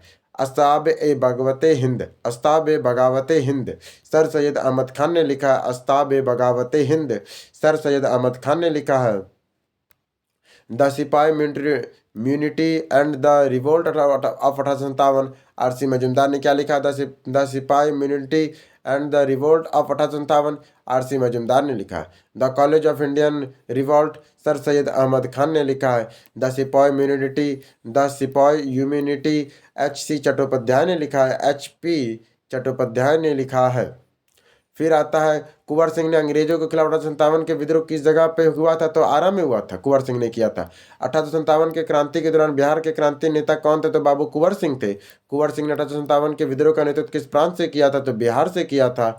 जगदीशपुर में किस नेता ने 1857 के विप्लव में क्रांतिकारियों का नेतृत्व किया था? तो कुंवर सिंह ने। जगदीशपुर के राजा कौन थे? तो कुंवर सिंह थे। पटना में 1857 के स्वतंत्रता के संग्राम के नेता कौन थे? तो राजपूत कुंवर सिंह थे। मैं जहां भी हूँ जगदीशपुर वही ये कहा था कुंवर सिंह ने कहा था। 1857 के विद्रोह में बिहार में 15 जुलाई 1857 से 20 जनवरी 1858 तक केंद्र था तो जगदीशपुर का। 1857 में विद्रोह के बिहार में 15 जुलाई 1857 से 20 जुलाई 1858 तक का केंद्र कहाँ था? तो जगदीशपुर था। इसके बाद 1857 के विद्रोह में अंग्रेजों के सबसे कट्टर दुश्मन कौन था? तो मौलवी अहमदुल्ला शाह थे। 1857 के विद्रोह में अंग्रेजों का सबसे कट्टर दुश्मन कौन था? तो मौलवी अहमदुल्ला शाह था। 1857 के विद्रोह में उस इस उर्दू कवि ने देखा था तो गालिब ने देखा था। 1857 के विद्रोह को किस उर्दू कवि ने देखा था? तो गालिब ने देखा था। किसने निम्नलिखित वर्गों में 1857 के विद्रोह में भाग नहीं लिया था? तो साहूकार और जर्मी ने। निम्नलिखित वर्गों में से 1857 के विद्रोह में किसने भाग नहीं लिया? तो साहूकार और जमींदारों ने भाग नहीं लिया था। अंग्रेजी ईस्ट इंडिया कंपनी के कंट्रोल के खिलाफ बगावत नहीं किया था तो हैदराबाद के निजाम ने। अंग्रेजी ईस्ट इंडिया कंपनी के कंट्रोल के खिलाफ बगावत नहीं किया था तो हैदराबाद के निजाम ने कभी बगावत नहीं किया। 1857 के हैदराबाद विद्रोह के समय भारत का गवर्नर जनरल कौन था? तो लॉर्ड कैनिंग था। 1857 के विद्रोह में बिहार का वह अप्रभावित रहा तो मुंगेर। 1857 के विद्रोह में बिहार का वह भाग जो अप्रभावित रहा तो वो मुंगेर है। 1857 के विद्रोह के बाद पहला व्यक्ति जो स्वतंत्र विद्रोह के माध्यम से ब्रिटिश शासन को उखाड़ फेंकना चाहता था, भारत में स्वशासन स्थापित करना चाहता था, वह कौन है? तो वासुदेव बलवंत फड़के हैं। 1857 के भारत के गवर्नर जनरल कौन था? तो कैनिंग था। 1857 में भारत का गवर्नर जनरल कौन था? तो कैनिंग था। 1857 में गवर्नर जनरल कैनिंग था। इसके बाद 1857 के विद्रोह में मुख्यतः किस कारण से असफल रहा? 1857 का जो विद्रोह है मुख्यतः किस कारण से असफल रहा? तो किसी सामान्य योजना और केंद्र संगठन की कमी की वजह से। इसके बाद 1857 के प्रथम स्वतंत्रता संग्राम 1857 में प्रथम स्वतंत्रता संग्राम ब्रिटिश सरकार से स्वतंत्रता प्राप्त करने में असफल रहा। बहादुर शाह जफर ने नेतृत्व में जन सहयोग नहीं मिला था। अधिकांश महत्वपूर्ण रियासतों के शासक उनका साथ देने से कतरा गए थे। ये भी बात है और इसका सही स्पष्टीकरण भी करता है। महारानी विक्टोरिया ने भारतीय प्रशासन में ब्रिटिश ताज के नियंत्रण में लाने की घोषणा किया था। जो महारानी विक्टोरिया है उसको भारतीय प्रशासन ने ब्रिटिश ताज के नियंत्रण में लाने की घोषणा कब किया था? 1 नवंबर 1858 को। कौन सा आयोग 1857 के विद्रोह के दमन के बाद भारतीय फौज के नव गठ संगठन से संबंधित है? तो पील आयोग। कौन सा आयोग है जो 1857 के विद्रोह के दमन के बाद भारतीय फौज के नव संगठन से संबंधित है? तो पील आयोग है। 1857 के विद्रोह के बाद ब्रिटिश सरकार ने सिपाहियों को इन प्रांतों से चयन किया था। तो जब 1857 हो गया तो किन प्रांतों से सिपाहियों का चुनने लगा? तो गोरखा, सिख, पंजाबी और उत्तर से चुनने लगा। अब आ जाइए अन्य जन आंदोलन। अंग्रेजी शासन के विरुद्ध महत्वपूर्ण विद्रोह कौन कौन हुए थे? तो पहले सन्यासी विद्रोह था जो बंगाल बिहार में हुआ था और यह भवानी पाठक और देवी चौधरानी ने किया था और यह 1763 से 1800 में हुआ था। सन्यासी विद्रोह कहाँ हुआ था? तो बंगाल बिहार में हुआ था। भवानी पाठक और देवी चौधरानी ने किया था। 1763 से 1800 के बीच में हुआ था सन्यासी विद्रोह। मेन पूछता सन्यासी विद्रोह किसने किया था? भवानी पाठक और देवी चौधरानी ने किया था बंगाल बिहार में। फकीर विद्रोह हुआ था बंगाल में। फकीर विद्रोह कहाँ हुआ था? तो बंगाल में हुआ था। मंजून शाह और चिराग अली ने किया था 76 से 77 में। चुआर विद्रोह हुआ था बांकुड़ा बंगाल में। चुआर विद्रोह कहाँ हुआ था? तो बांकुड़ा बंगाल में हुआ था। दुर्जन सिंह ने किया था 1798 से 99 में किया था। पॉलीगारो का विद्रोह हुआ था तमिलनाडु में। आरपी कट्टबोनम्मा ने किया था 1805। फिर से एक बार, पॉलीगरो का विद्रोह हुआ था तमिलनाडु में। PR कोट्टेबनम ने 1799 से 1805 में किया था। भील विद्रोह हुआ था पश्चिमी घाट में।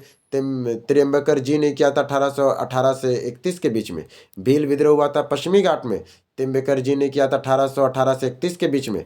रामोसी विद्रोह पश्चिमी घाट में हुआ था। चित्तर सिंह और उमा सिंह ने किया था। रामोसी विद्रोह पश्चिमी घाट में हुआ था। चित्तर सिंह और उमा सिंह ने किया था 1822 से 26 में। पागलपंथी विद्रोह बंगाल में हुआ था। कलम शाह और टीपू के द्वारा 1825 से 33 में। पागलपंथी विद्रोह बंगाल में हुआ। करम शाह और टीपू के द्वारा 1825 से 33 में।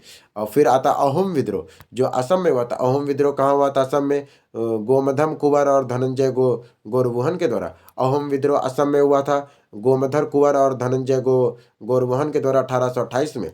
वहाबी विद्रोह हुआ था बिहार और उत्तर प्रदेश में। वहाबी विद्रोह कहाँ हुआ था? तो बिहार और उत्तर प्रदेश में हुआ था। सैयद अहमद बरेलवी के द्वारा 1820 से 70 में। वहाबी आंदोलन कहाँ हुआ था? तो बिहार और उत्तर प्रदेश में हुआ था। सैयद अहमद बरेलवी के द्वारा 1820 से 70 में। नोट, वहाबी आंदोलनकारी मोहम्मद साहब कालीन इस्लाम ने पुनः स्थापित कराया था। वहाबी जो आंदोलनकारियों में से मोहम्मद साहब कालीन इस्लाम को पुनः स्थापित करना चाहते थे। फिर आता है कोल आंदोलन जो झारखंड में हुआ था। ये छोटानागपुर क्षेत्र में हुआ था और बंधु भगत ने किया था कोल आंदोलन को 1831-32 में। कोल आंदोलन झारखंड में हुआ था, छोटानागपुर में बंधु भगत ने किया था 31-32 में। फिर आता है खंड विद्रोह। खौंड विद्रोह तमिलनाडु से बंगाल तक हुआ था, उड़ीसा में 1914 में हुआ था। चक बिसाई तथा अन्य ने किया था 1837 से 56 के बीच में। फिर खासी विद्रोह मेघालय में हुआ था, तीरथ सिंह ने किया था 1829 से 33 के बीच में खासी विद्रोह हुआ था। फिर आता है फराजी आंदोलन। फराजी आंदोलन बंगाल में हुआ था, हाजी सिरमौतुल्ला और दीदू मियाँ के द्वारा 1818 से 62 के बीच में। संथाल विद्रोह बंगाल और बिहार में हुआ था, सिंधु और कान्हू के द्वारा 1855 से 56 में हुआ था। मुंडा विद्रोह बिहार में हुआ था, बिरसा मुंडा के द्वारा 1899 से 1900 में। पाइका विद्रोह उड़ीसा में हुआ था, बक्सी जगबंधु के द्वारा 1817 से 25 में। पाइका विद्रोह कब हुआ? उड़ीसा में हुआ था, बक्सी जगबंधु के द्वारा 1817 से 1825 के बीच में। नील विद्रोह बंगाल में हुआ था, दिगंबर बासु और विष्णु विश्वास के द्वारा।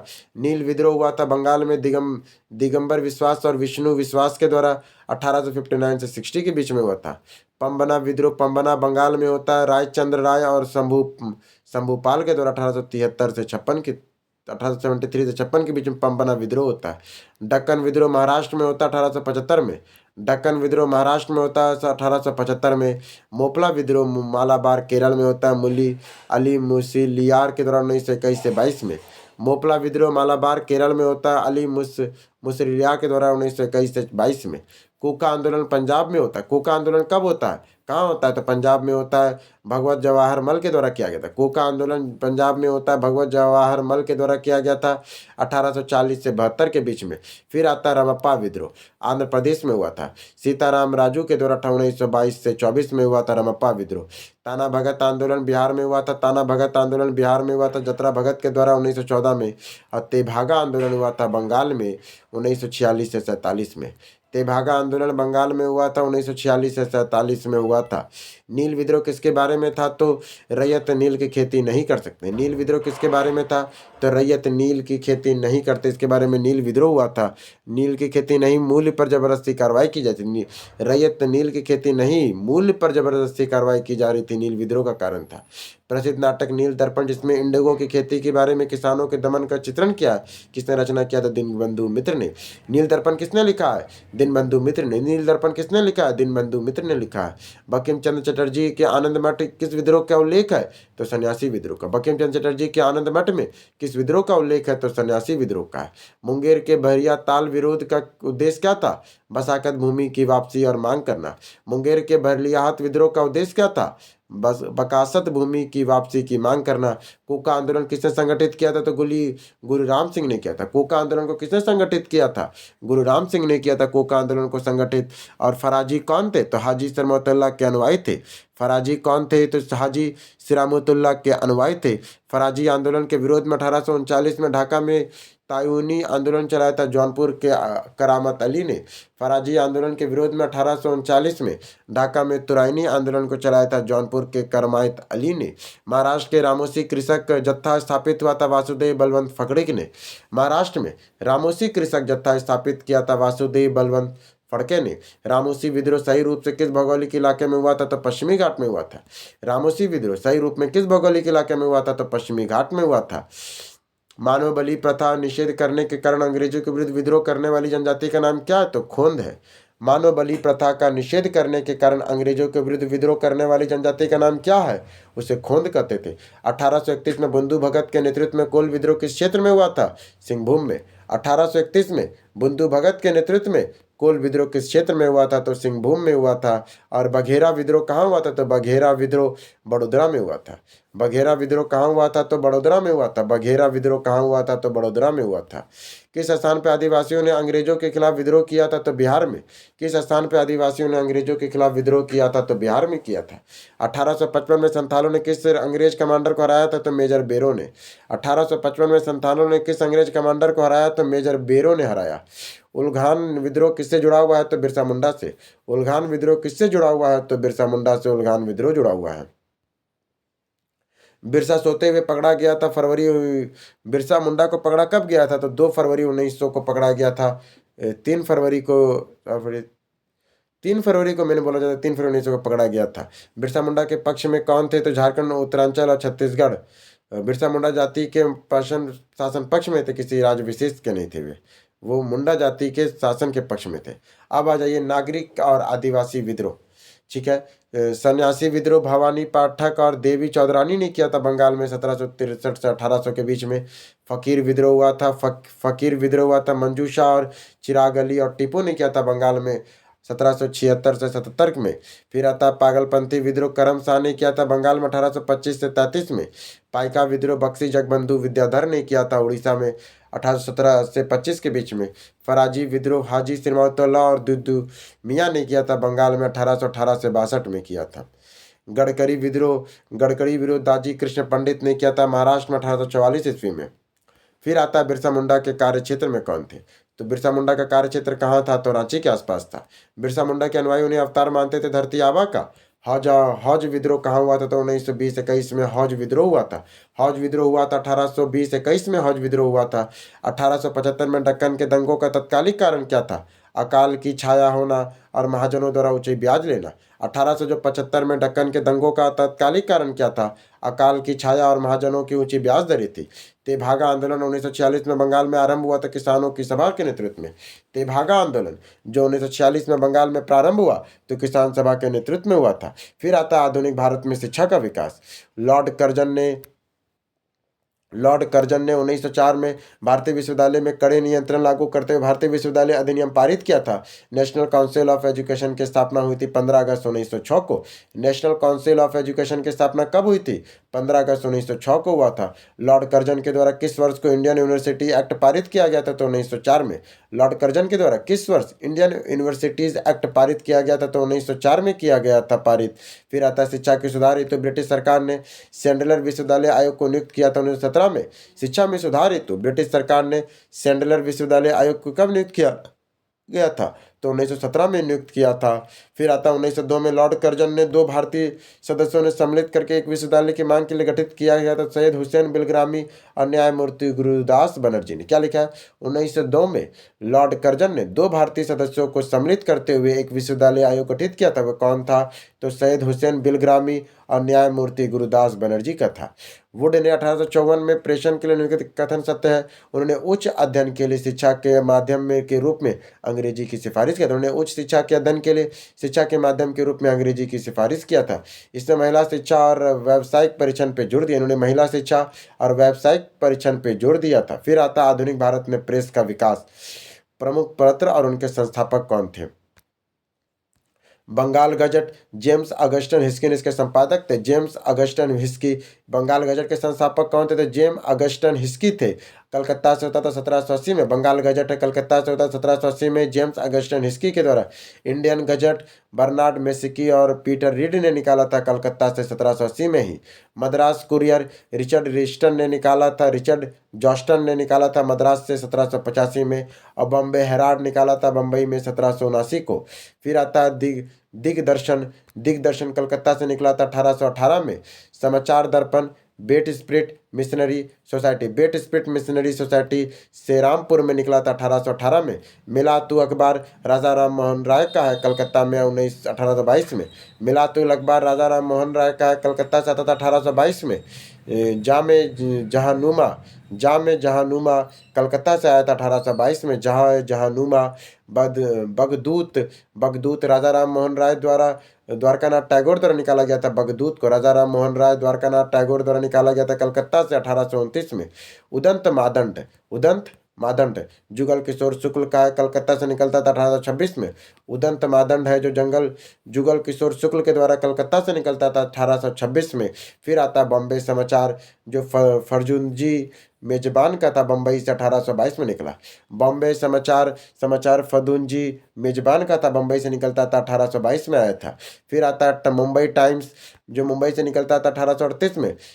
राष्ट्र गोल्फातार दादा भाई नौरोजी का बम्बई से निकलता था 1851 में आया था। हिंदू पेट्रियाट गिरीश चंद्र घोष का बाद में हरीश चंद्र मुखर्जी ने इसे निकाला कलकत्ता से 1853 में। हिंदू पेट्रियाट। फिर आता है सोम प्रकाश के ईश्वर चंद्र विद्यासागर कलकत्ता से निकलता था 1858 में। फिर आता है इंडियन मिरर देवेंद्र नाथ तथा मनमोहन घोष का था कलकत्ता से निकलता था 1861 में। फिर आता बंगाली गिरीश चंद्र घोष का कलकत्ता से 1862 में निकलता था। मद्रास मेले, मद्रास से निकला था 1868 में। अमृत बाजार पत्रिका शिशिर कुमार घोष तथा मोतीलाल घोष ने निकाला था अमृत बाजार पत्रिका। जागोश बाद में कलकत्ता से निकलने लगा, 1868 का है। फिर बंग दर्शन बंकिम चंद्र चटर्जी का है, कलकत्ता से निकलता था 1872 में। बंग दर्शन किसका है? तो बंकिम चंद्र चटर्जी का है। बंग दर्शन किसका है? तो बंकिम चंद्र चटर्जी का है, कलकत्ता से निकलता था 1872 में आया था। हिंदू J.S. अय्यर और अन्य का है, मद्रास से निकलता था 1878 में आया है। हिंदू J.S. अय्यर और अन्य का है, जो मद्रास से निकलता था 1878 में आया था। केसरी और मराठा बाल गंगाधर तिलक का है, बंबई से निकलता था 1881 में आया है। केसरी और मराठा बाल गंगाधर तिलक का है, बंबई से निकलता था 1881 में आया है। फिर आता 1878 में बना कुलस प्रेस एक्ट, किसने रद्द किया? लॉर्ड रिपन ने। 1878 में बना कुलस प्रेस एक्ट को किसने रद्द किया था? लॉर्ड रिपन ने। अमेरिका में फ्री हिंदुस्तान अखबार शुरू किया, तारकनाथ दास ने। अमेरिका में फ्री हिंदुस्तान अखबार किसने शुरू किया? तो तारकनाथ दास ने किया है। अमृत बाजार पत्रिका की स्थापना किसने किया है? तो शिशिर कुमार घोष ने किया है। अमृत बाजार पत्रिका की स्थापना किसने किया है? शिशिर कुमार घोष ने किया है। क्रांतिकारी गतिविधियों के साथ पत्रिका जुड़ी हुई नहीं थी, तो यंग इंडिया। क्रांतिकारी गतिविधियों के साथ वह यह पत्रिका जुड़ी हुई नहीं थी, तो कौन नहीं जुड़ी थी? Young India. क्रांतिकारी गतिविधियों से यंग इंडिया नहीं जुड़ी हुई थी। वह यह अखबार मुख्यतः उदारवादियों की नीतियों का प्रचारक था, तो लीडर। यह अखबार मुख्यतः उदारवादी नीतियों का प्रचारक था, तो वह लीडर था। निम्नलिखित अखबारों में वह सभा प्रकाशन पटना से होता था, वह इंडियन नेशन। वह कौन सा अखबार है जो पटना से प्रकाशित होता था? तो वह इंडियन नेशन था। और बहिष्कृत भारत जर्नल किसने शुरू किया? तो बहिष्कृत भारत जर्नल किसने शुरू किया? तो बाबा साहेब अम्बेडकर ने बहिष्कृत भारत का शुभारंभ किया था। तो बाबा साहेब अम्बेडकर ने बहिष्कृत भारत का किया था। पटना से प्रकाशित होने वाला प्रथम अंग्रेजी अखबार कौन था? तो बिहार हेराल्ड है। पटना से प्रकाशित होने वाला प्रथम अंग्रेजी अखबार कौन था? तो बिहार हेराल्ड है। ये पटना से प्रथम अंग्रेजी अखबार था। इसके बाद आपका संपादकों का सही क्रम क्या है? तो द हिंदू राष्ट्रवादी समाचार पत्र द हिंदू को जी सुब्रमण्यम लिखते थे। द हिंदू को जी सुब्रमण्यम लिखते थे। केसरी को बाल गंगाधर तिलक। बंगाली को सुरेंद्रनाथ बनर्जी। हिंदुस्तानी को गंगा प्रसाद वर्मा। सुधारक को गोपाल कृष्ण गोखले। फिर से एक बार, द हिंदू को कौन लिखते थे? जी सुब्रमण्यम अय्यर। केसरी को कौन लिखते थे? बाल गंगाधर तिलक। बंगाली को लिखते थे सुरेंद्रनाथ बनर्जी। हिंदुस्तानी को लिखते थे गंगा प्रसाद वर्मा। और सुधारक को लिखते थे गोपाल कृष्ण गोखले लिखते थे। एक राष्ट्रवादी समाचार पत्र नहीं था, तो द टाइम्स ऑफ इंडिया एक राष्ट्रवादी समाचार पत्र नहीं था। महत्वपूर्ण पत्रिका, उसके लेखक हमको याद रखना है। तो अभ्युदय लीडर हिंदुस्तान मदन मोहन मालवीय का है। अभ्युदय लीडर हिंदुस्तान मदन मोहन मालवीय का है। इंडियन मिरर मनमोहन घोष देवेंद्रनाथ टैगोर का। इंडियन मिरर किसका है? तो मनमोहन घोष और देवेंद्रनाथ टैगोर का है। इंडिपेंडेंट मोतीलाल नेहरू का है। काल शिवराम महादेव पराजपे का है। काल किसका है? तो शिवराम महादेव पराजपे का है। कॉमरेड और हमदर्द मोहम्मद अली का है। कॉमरेड और मोहम्मद अली का है। केसरी जो मराठा में आता था, द मराठा जो अंग्रेजी में आता था, और गीता रहस्य बाल गंगाधर तिलक का है। कर्मयोग वंदे मातरम लाइफ डिवाइन और सावित्री अरविंद घोष का है। कर्मयोगी वंदे मातरम लाइफ डिवाइन और सावित्री अरविंद घोष का है। Bengali a nation in making Surendranath Banerjee का है। भवानी मंदिर अरविंद घोष का है। Young India Harijan Navjivan Hind Swaraj my experiment with truth Mahatma Gandhi का है। Young India Harijan Navjivan Hind Swaraj my experiment with truth Mahatma Gandhi का है। संवाद कॉमेडी राजा राम मोहन राय का है। सोम प्रकाश ईश्वरचंद विद्यासागर का है। अमृत बाजार पत्रिका शिशिर कुमार घोष और मोतीलाल घोष का है। कॉमनवेल्थ और न्यू इंडिया एनी बेसेंट का है। फिर आता फ्री हिंदुस्तान तारकनाथ दास का है। द रिवोल्यूशनरी सत्येंद्रनाथ सन्याल का है। Poverty and British rule in India दादा भाई नौरोजी का है। और इसके बाद तुम्हारा द पॉवर्टी इन इंडिया और राष्ट्र गुफ्तार दादा भाई नौरोजी का है। Poverty and British rule in India और राफ्त गुफ्तार किसका है तो दादा भाई नौरोजी का है। India divided doctor Rajendra Prasad का है। इंडिया डिवाइडेड किसका है तो डॉक्टर राजेंद्र प्रसाद का है। अनहैप्पी इंडिया लाला लाजपत राय का। अनहैप्पी इंडिया किसका है तो लाला लाजपत राय का है। इंडिया विंस फ्रीडम गुलाब ए खातिर अल हिलाल अब्दुल कलाम आज़ाद का है। इंडिया विंस फ्रीडम गुलाब ए खातिर अल हिलाल अब्दुल कलाम आज़ाद का है। Discovery of India glimpses of world history Meri Kahani Jawaharlal Nehru का है। Discovery of India glimpses of world history Meri Kahani Jawaharlal Nehru का है। Hints of self culture Lala Hardayal का है। Hints of self culture Lala Hardayal का है। India unrest sir Valentine Chirol का है। India for independence India for Indians Chittaranjan Das का है। The India for independent 1857 Veer Savarkar का है। Home and the world Gitanjali Rabindranath Tagore का है। नील दर्पण दीनबंधु मित्र का है। सोजे वतन कर्म वी भूमि शतरंज के खिलाड़ी प्रेमचंद का है। बर्ग ए दर्रा तराने हिंद मोहम्मद इकबाल का है। भारत भारती मैथिली शरण गुप्त का है। भारत दुर्दशा भारतेंदु हरिश्चंद्र का है। कांग्रेस का इतिहास पट्टाभी सीतारमैया का है। सत्यार्थ प्रकाश दयानंद सरस्वती का है। इंडियन स्ट्रगल सुभाष चंद्र बोस का है। आनंद मठ बंकिम चंद्र चट्टोपाध्याय का है। बंदी जीवन सच्चिदानंद सन्याल का है। बंदी जीवन। सामाजिक और धार्मिक सुधार आंदोलन। सामाजिक और धार्मिक आंदोलन पहले है उधार प्राप्ति और दाता। क्या है गुरुदेव उपाधि किसको प्राप्त है रविन्द्रनाथ टैगोर। किसने दिया था महात्मा गांधी ने। महात्मा गांधी को गुरुदेव महात्मा गांधी ने गुरुदेव कहा था रविन्द्रनाथ टैगोर को और महात्मा कहा था महात्मा गांधी को रविन्द्रनाथ टैगोर ने।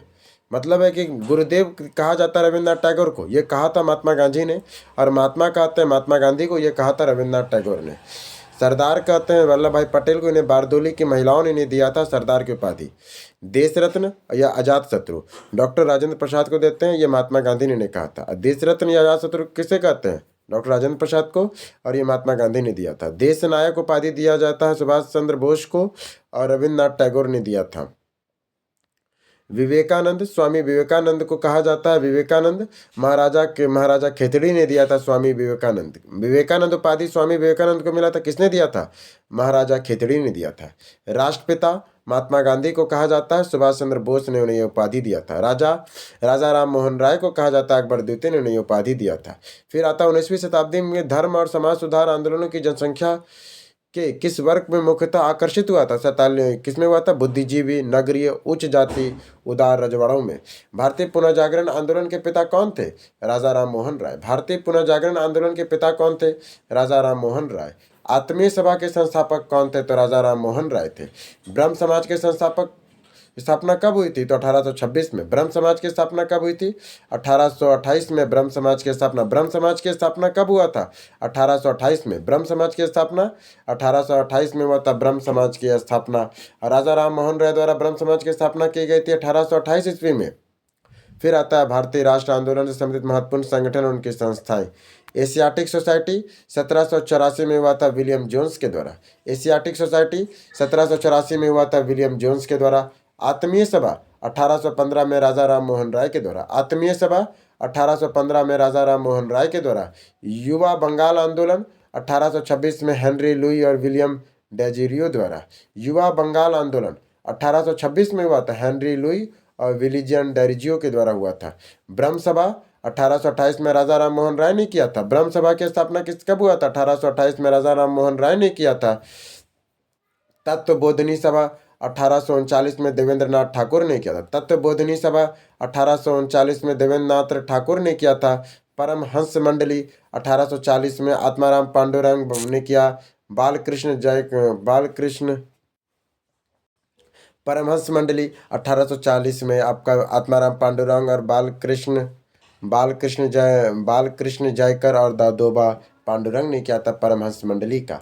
रहमान माई मजमदान सभा 1851 में दादा भाई नौरोजी का था। मोहनडन रॉयल ट्री सोसाइटी 1863 में अब्दुल लतीफ़ का था। मोहम्मडन लिटरेरी सोसाइटी 1863 में अब्दुल लतीफ़ का था।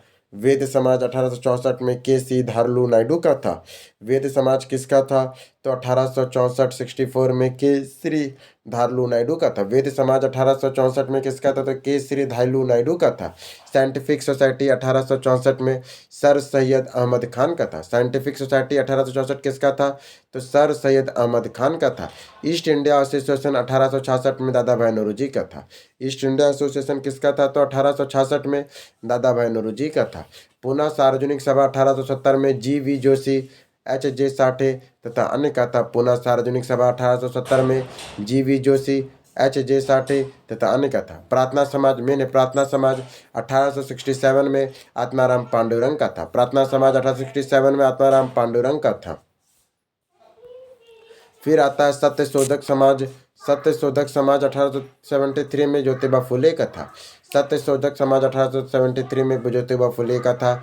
Aligarh Mohammedan Anglo Oriental college 1877 में सर सैयद अहमद खान का था।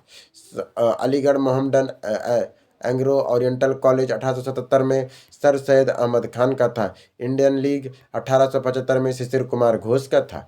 इंडियन लीग 1875 में शिशिर कुमार घोष का था। आर्य समाज 1875 में स्वामी दयानंद सरस्वती का था। आर्य समाज की स्थापना किसने की? 1875 में स्वामी दयानंद सरस्वती ने किया। इंडिया लीग की स्थापना 1875 में शिशिर कुमार घोष ने किया। थियोसॉफिकल सोसाइटी 1875 में मैडम बाल्स्की और कर्नल आलकट ने किया था। थियोसॉफिकल सोसाइटी 1875 में मैडम बाल्स्की तथा कर्नल आलकट ने किया था। इंडियन एसोसिएशन 1876 में आनंद मोहन बोस और सुरेंद्रनाथ बनर्जी ने किया था। इंडियन एसोसिएशन की स्थापना 1876 में आनंद मोहन बोस और सुरेंद्रनाथ बनर्जी ने किया था। भारतीय राष्ट्र कांग्रेस 1885 एमओ का था। भारतीय राष्ट्र कांग्रेस में 1885 में ह्यूम ने किया था भारतीय राष्ट्र कांग्रेस की स्थापना।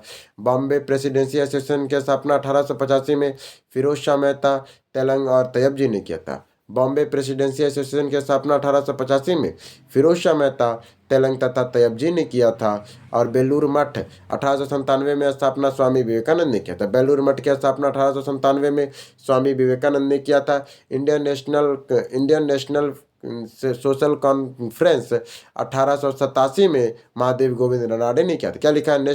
Indian national social conference 1887 Mahadev Govind Ranade का था। शारदा सदन 1879 रमाबाई का है। शारदा सदन जो 1879 का है रमाबाई का है। रामकृष्ण मिशन जो 1897 का है स्वामी विवेकानंद का है। अभिनव भारत समाज 1904 जो है विनायक दामोदर सावरकर का है। अभिनव भारत समाज जो 1904 है विनायक दामोदर सावरकर का है। सर्वेंट ऑफ इंडिया सोसाइटी 1905 में गोपाल कृष्ण गोखले का है। मुस्लिम लीग 1906 का आगा खां और सलीमुल्लाह का है। मुस्लिम लीग जो 1906 का है आगा खां और सलीमुल्लाह का है। सोशल सर्विस लीग 1911 में नारायण मल्लाह जोशी का है। सोशल सर्विस लीग जो 1911 का नारायण मल्लाह और जोशी का है। विश्व भारती विश्वविद्यालय 1921 में रविन्द्रनाथ टैगोर का है। गदर पार्टी 1913 लाला हरदयाल का है। और हिंदू महासभा मदन लाल मालवीय का। हिंदू महासभा जो 1915 में आया था वो मदन लाल मालवीय का है। होम रूल लीग 1916 में जो है तिलक और एनी बेसेंट का है। खिलाफत आंदोलन 1919 में अली बंधु का है। भारतीय अखिल ट्रेड यूनियन कांग्रेस 1920 जो है एन.एम. जोशी, लाला लाजपत राय का है। स्वराज पार्टी 1923 में मोतीलाल नेहरू और चित्तरंजन दास का है। स्वराज पार्टी 1923 का जो है मोतीलाल नेहरू और चित्तरंजन दास का है। मुस्लिम लीग की स्थापना 1994 हाँ। रामकृष्ण मिशन की स्थापना 1897 में स्वामी विवेकानंद ने किया था। रामकृष्ण मिशन की स्थापना। अभिनव भारत समाज की स्थापना 1904 में विनोद दामोदर सावरकर ने किया था। सर्वेंट ऑफ इंडिया सोसाइटी 1905 में गोपाल कृष्ण गोखले ने किया। मुस्लिम लीग की स्थापना 1906 में आगा खां और सलीम उल्लाह ने किया था। सोशल सर्विस लीग 1911 में नारायण मल्लाह जोशी ने किया था। विश्व भारती विश्वविद्यालय 1921 में रविंद्रनाथ टैगोर ने किया। वही गदर पार्टी 1913 में लाला हरदयाल ने किया। हिंदू महासभा की स्थापना 1915 में मदन मोहन मालवीय ने किया। होम रूल लीग की स्थापना 1916 में तिलक और एनी बेसेंट ने किया। खिलाफत आंदोलन 1919 में अली बंधु ने किया। खिलाफत आंदोलन की स्थापना 1919 में अली बंधुओं ने किया। और अखिल भारतीय अखिल भारतीय ट्रेड यूनियन कांग्रेस 1920 में एम.एन. जोशी और लाला लाजपत राय ने किया। अखिल भारतीय ट्रेड यूनियन कांग्रेस 1920 में एम.एन. जोशी और लाला लाजपत राय ने किया था। स्वराज पार्टी 1923 में मोतीलाल नेहरू और चित्तरंजन दास ने किया। स्वराज पार्टी की स्थापना 1923 में मोतीलाल नेहरू और चित्तरंजन दास ने किया था। हिंदुस्तान रिपब्लिक एसोसिएशन 1924 में सत्येंद्र नाथ सन्याल ने किया था। बहिष्कृत हितकर्णी सभा 1924 में बी.आर. अम्बेडकर ने किया था। बहिष्कृत हितकर्णी सभा 1924 में बी.आर. अम्बेडकर ने किया। राष्ट्र स्वयंसेवक संघ 1925 में डॉक्टर हेडगेवार ने किया। राष्ट्र स्वयंसेवक संघ 1925 में डॉक्टर हेडगेवार ने किया था। नौजवान सभा 1926 में भगत सिंह, छबिल दास और यशपाल ने किया। नौजवान सभा 1926 में भगत सिंह, छबिल दास और यशपाल ने किया था। हिंदुस्तान सोशलिस्ट रिपब्लिक एसोसिएशन 1928 में चंद्रशेखर आजाद ने किया और खुदाई खिदमतगार 1929 में अब्दुल गफर खान ने किया था। हरिजन सेवक संघ पुणे में 1932 में महात्मा गांधी ने किया और स्वराज पार्टी स्वराज श्रमिक सेवा क्या था एक मिनट खुदाई खिदमतगार 1929 में अब्दुल गफर खान ने किया। हरिजन सेवक संघ पुणे की स्थापना 1932 में महात्मा गांधी ने किया। स्वतंत्र श्रमिक पार्टी की स्थापना 1936 में भीमराव अम्बेडकर ने किया था। स्वतंत्र श्रमिक पार्टी की स्थापना 1936 में। फॉरवर्ड ब्लॉक की स्थापना 1939 में सुभाष चंद्र बोस ने और आज़ाद हिंद सरकार की स्थापना 1943 में सुभाष चंद्र बोस ने किया। विश्व भारती शांति निकेतन के अध्ययन था। अब आ जाइए प्रमुख संगठन और उसकी संस्थाएं। जैसे धर्मसभा की स्थापना कब होती है? 1830 में राजा राधाकांत देव ने किया था। धर्मसभा की स्थापना 1830 में हुआ था। राजा राधाकांत देव ने किया था। देव समाज 1887 में शिव नारायण अग्निहोत्री ने किया है। देव समाज जो 1887 में होता है, शिव नारायण अग्निहोत्री ने किया था। शिव नारायण अग्निहोत्री ने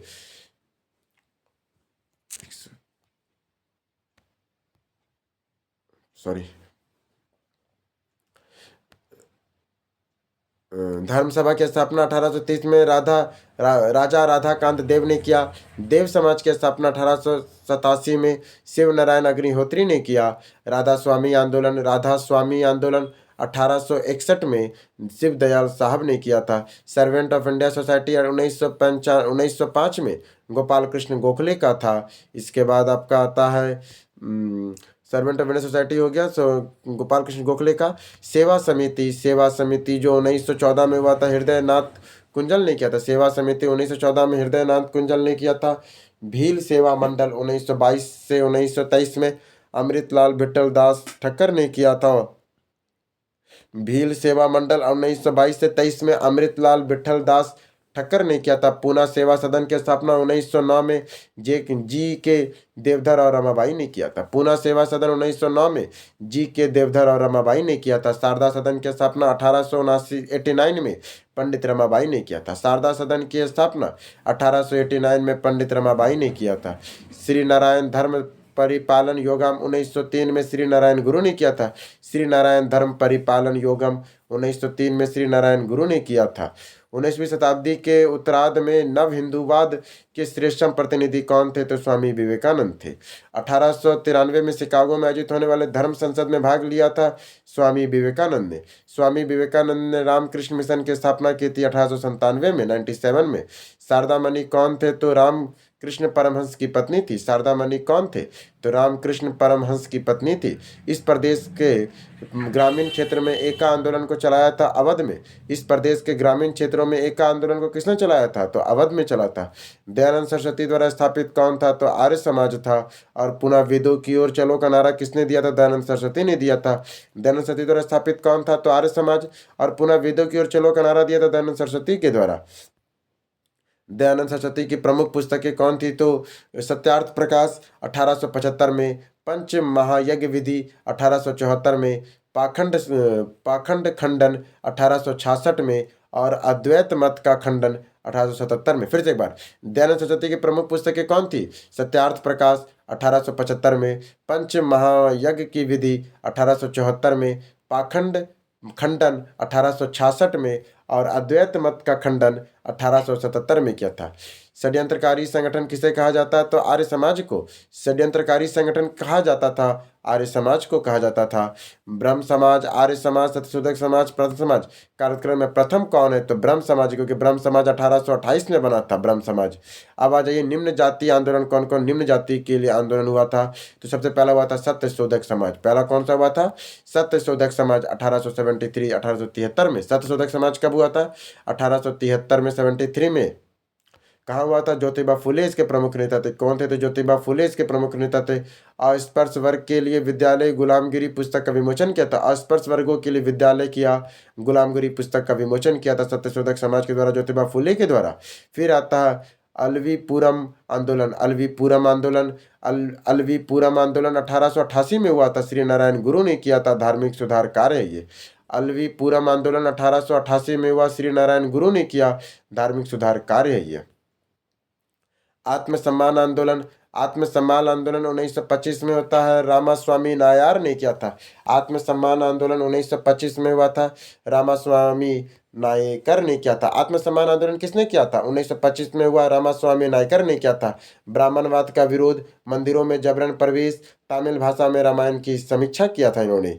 इसके बाद आता है वाइकोम सत्याग्रह, 1924-25 में हुआ। वाइकोम सत्याग्रह कब हुआ था? 1924-25 में वाइकोम सत्याग्रह हुआ। श्री नारायण गुरु, टी के माधवन और एन कुमारन ने किया था। श्री नारायण गुरु, टी के माधवन, एन कुमारन ने किया था। छुआछूत का विरोध करते थे। वाइकोम सत्याग्रह कब हुआ? तो 24-25 में हुआ। श्री नारायण गुरु, टी के माधवन और एन कुमारन ने किया और छुआछूत का विरोध करते थे। पुनः सार्वजनिक सभा की स्थापना किया था 1870 में, महादेव गोविंद रनाडे ने। पुनः जो सार्वजनिक सभा की स्थापना किसने कब हुआ था? तो 1870 में महादेव गोविंद रनाडे ने किया था। 1905 में सर्वेंट ऑफ इंडिया सोसाइटी की स्थापना की गई थी गोपाल कृष्ण गोखले के द्वारा। 1905 में सर्वेंट ऑफ इंडिया सोसाइटी की स्थापना की गई थी गोपाल कृष्ण गोखले के द्वारा। सही मेल क्या है? तो servant of India society Gopal Krishna Gokhale, Tattvabodhini सभा देवेंद्र नाथ टैगोर, आत्मीय सभा राजा राम मोहन राय। किसके द्वारा? मंदिरों में प्रवेश के अधिकार की मांग की प्रस्तुति के कारण 1899 में तिरुनेलुवेली में भयंकर दंगे हुए थे, तो नाडार के द्वारा। फिर से एक बार, किसके द्वारा? मंदिरों में प्रवेश के अधिकार मांग की प्रस्तुति के कारण 1899 में तिरुनेलुवेली में भयंकर दंगे हुए, तो नाडाल के द्वारा। प्रार्थना समाज, यंग इंडिया, लोक हितवादी सत्यशोधक समाज में से रहमन माई मजदयान सभा के लिए सही योजन किया। मैंने पहले कौन कौन आया है? सबसे पहले आत्माराम पांडुरंग आया, फिर मोहनदास करमचंद गांधी, हरिगोपाल। एक मिनट, प्रार्थना समाज के संस्थापक कौन है? आत्माराम पांडुरंग। प्रार्थना समाज किसने बनाया था? आत्माराम पांडुरंग ने। यंग इंडिया किसने बनाया था? मोहनदास करमचंद गांधी ने, माने महात्मा गांधी ने बनाया था यंग इंडिया को। लोक हितवादी किसने बनाया था? गोपाल हरि देशमुख ने। लोक हितवादी को किसने स्थापना किया था? गोपाल हरि देशमुख ने। सत्यशोधक समाज को ज्योतिबा फुले ने। सत्यशोधक समाज को ज्योतिबा फुले ने। रमनाई मजुमदयान सभा को नाराजी फुरदोनजी ने किया था। भारत के नारी आंदोलन किसके प्रेरणा से प्रारंभ हुआ था? तो ज्योतिबा फुले का। भारत में नारी आंदोलन की प्रेरणा किससे प्रारंभ हुआ था? तो ज्योतिबा फुले से हुआ था।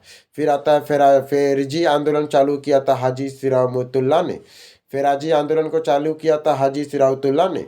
फेराजी आंदोलन को चालू किसने किया? हाजी सिराउतुल्ला ने किया था। शिवाजी आंदोलन की शुरुआत 1895 में की गई थी, लोकमान्य बाल गंगाधर तिलक के द्वारा। शिवाजी आंदोलन की शुरुआत 1895 में किसके द्वारा की गई थी? लोकमान्य बाल गंगाधर तिलक के द्वारा।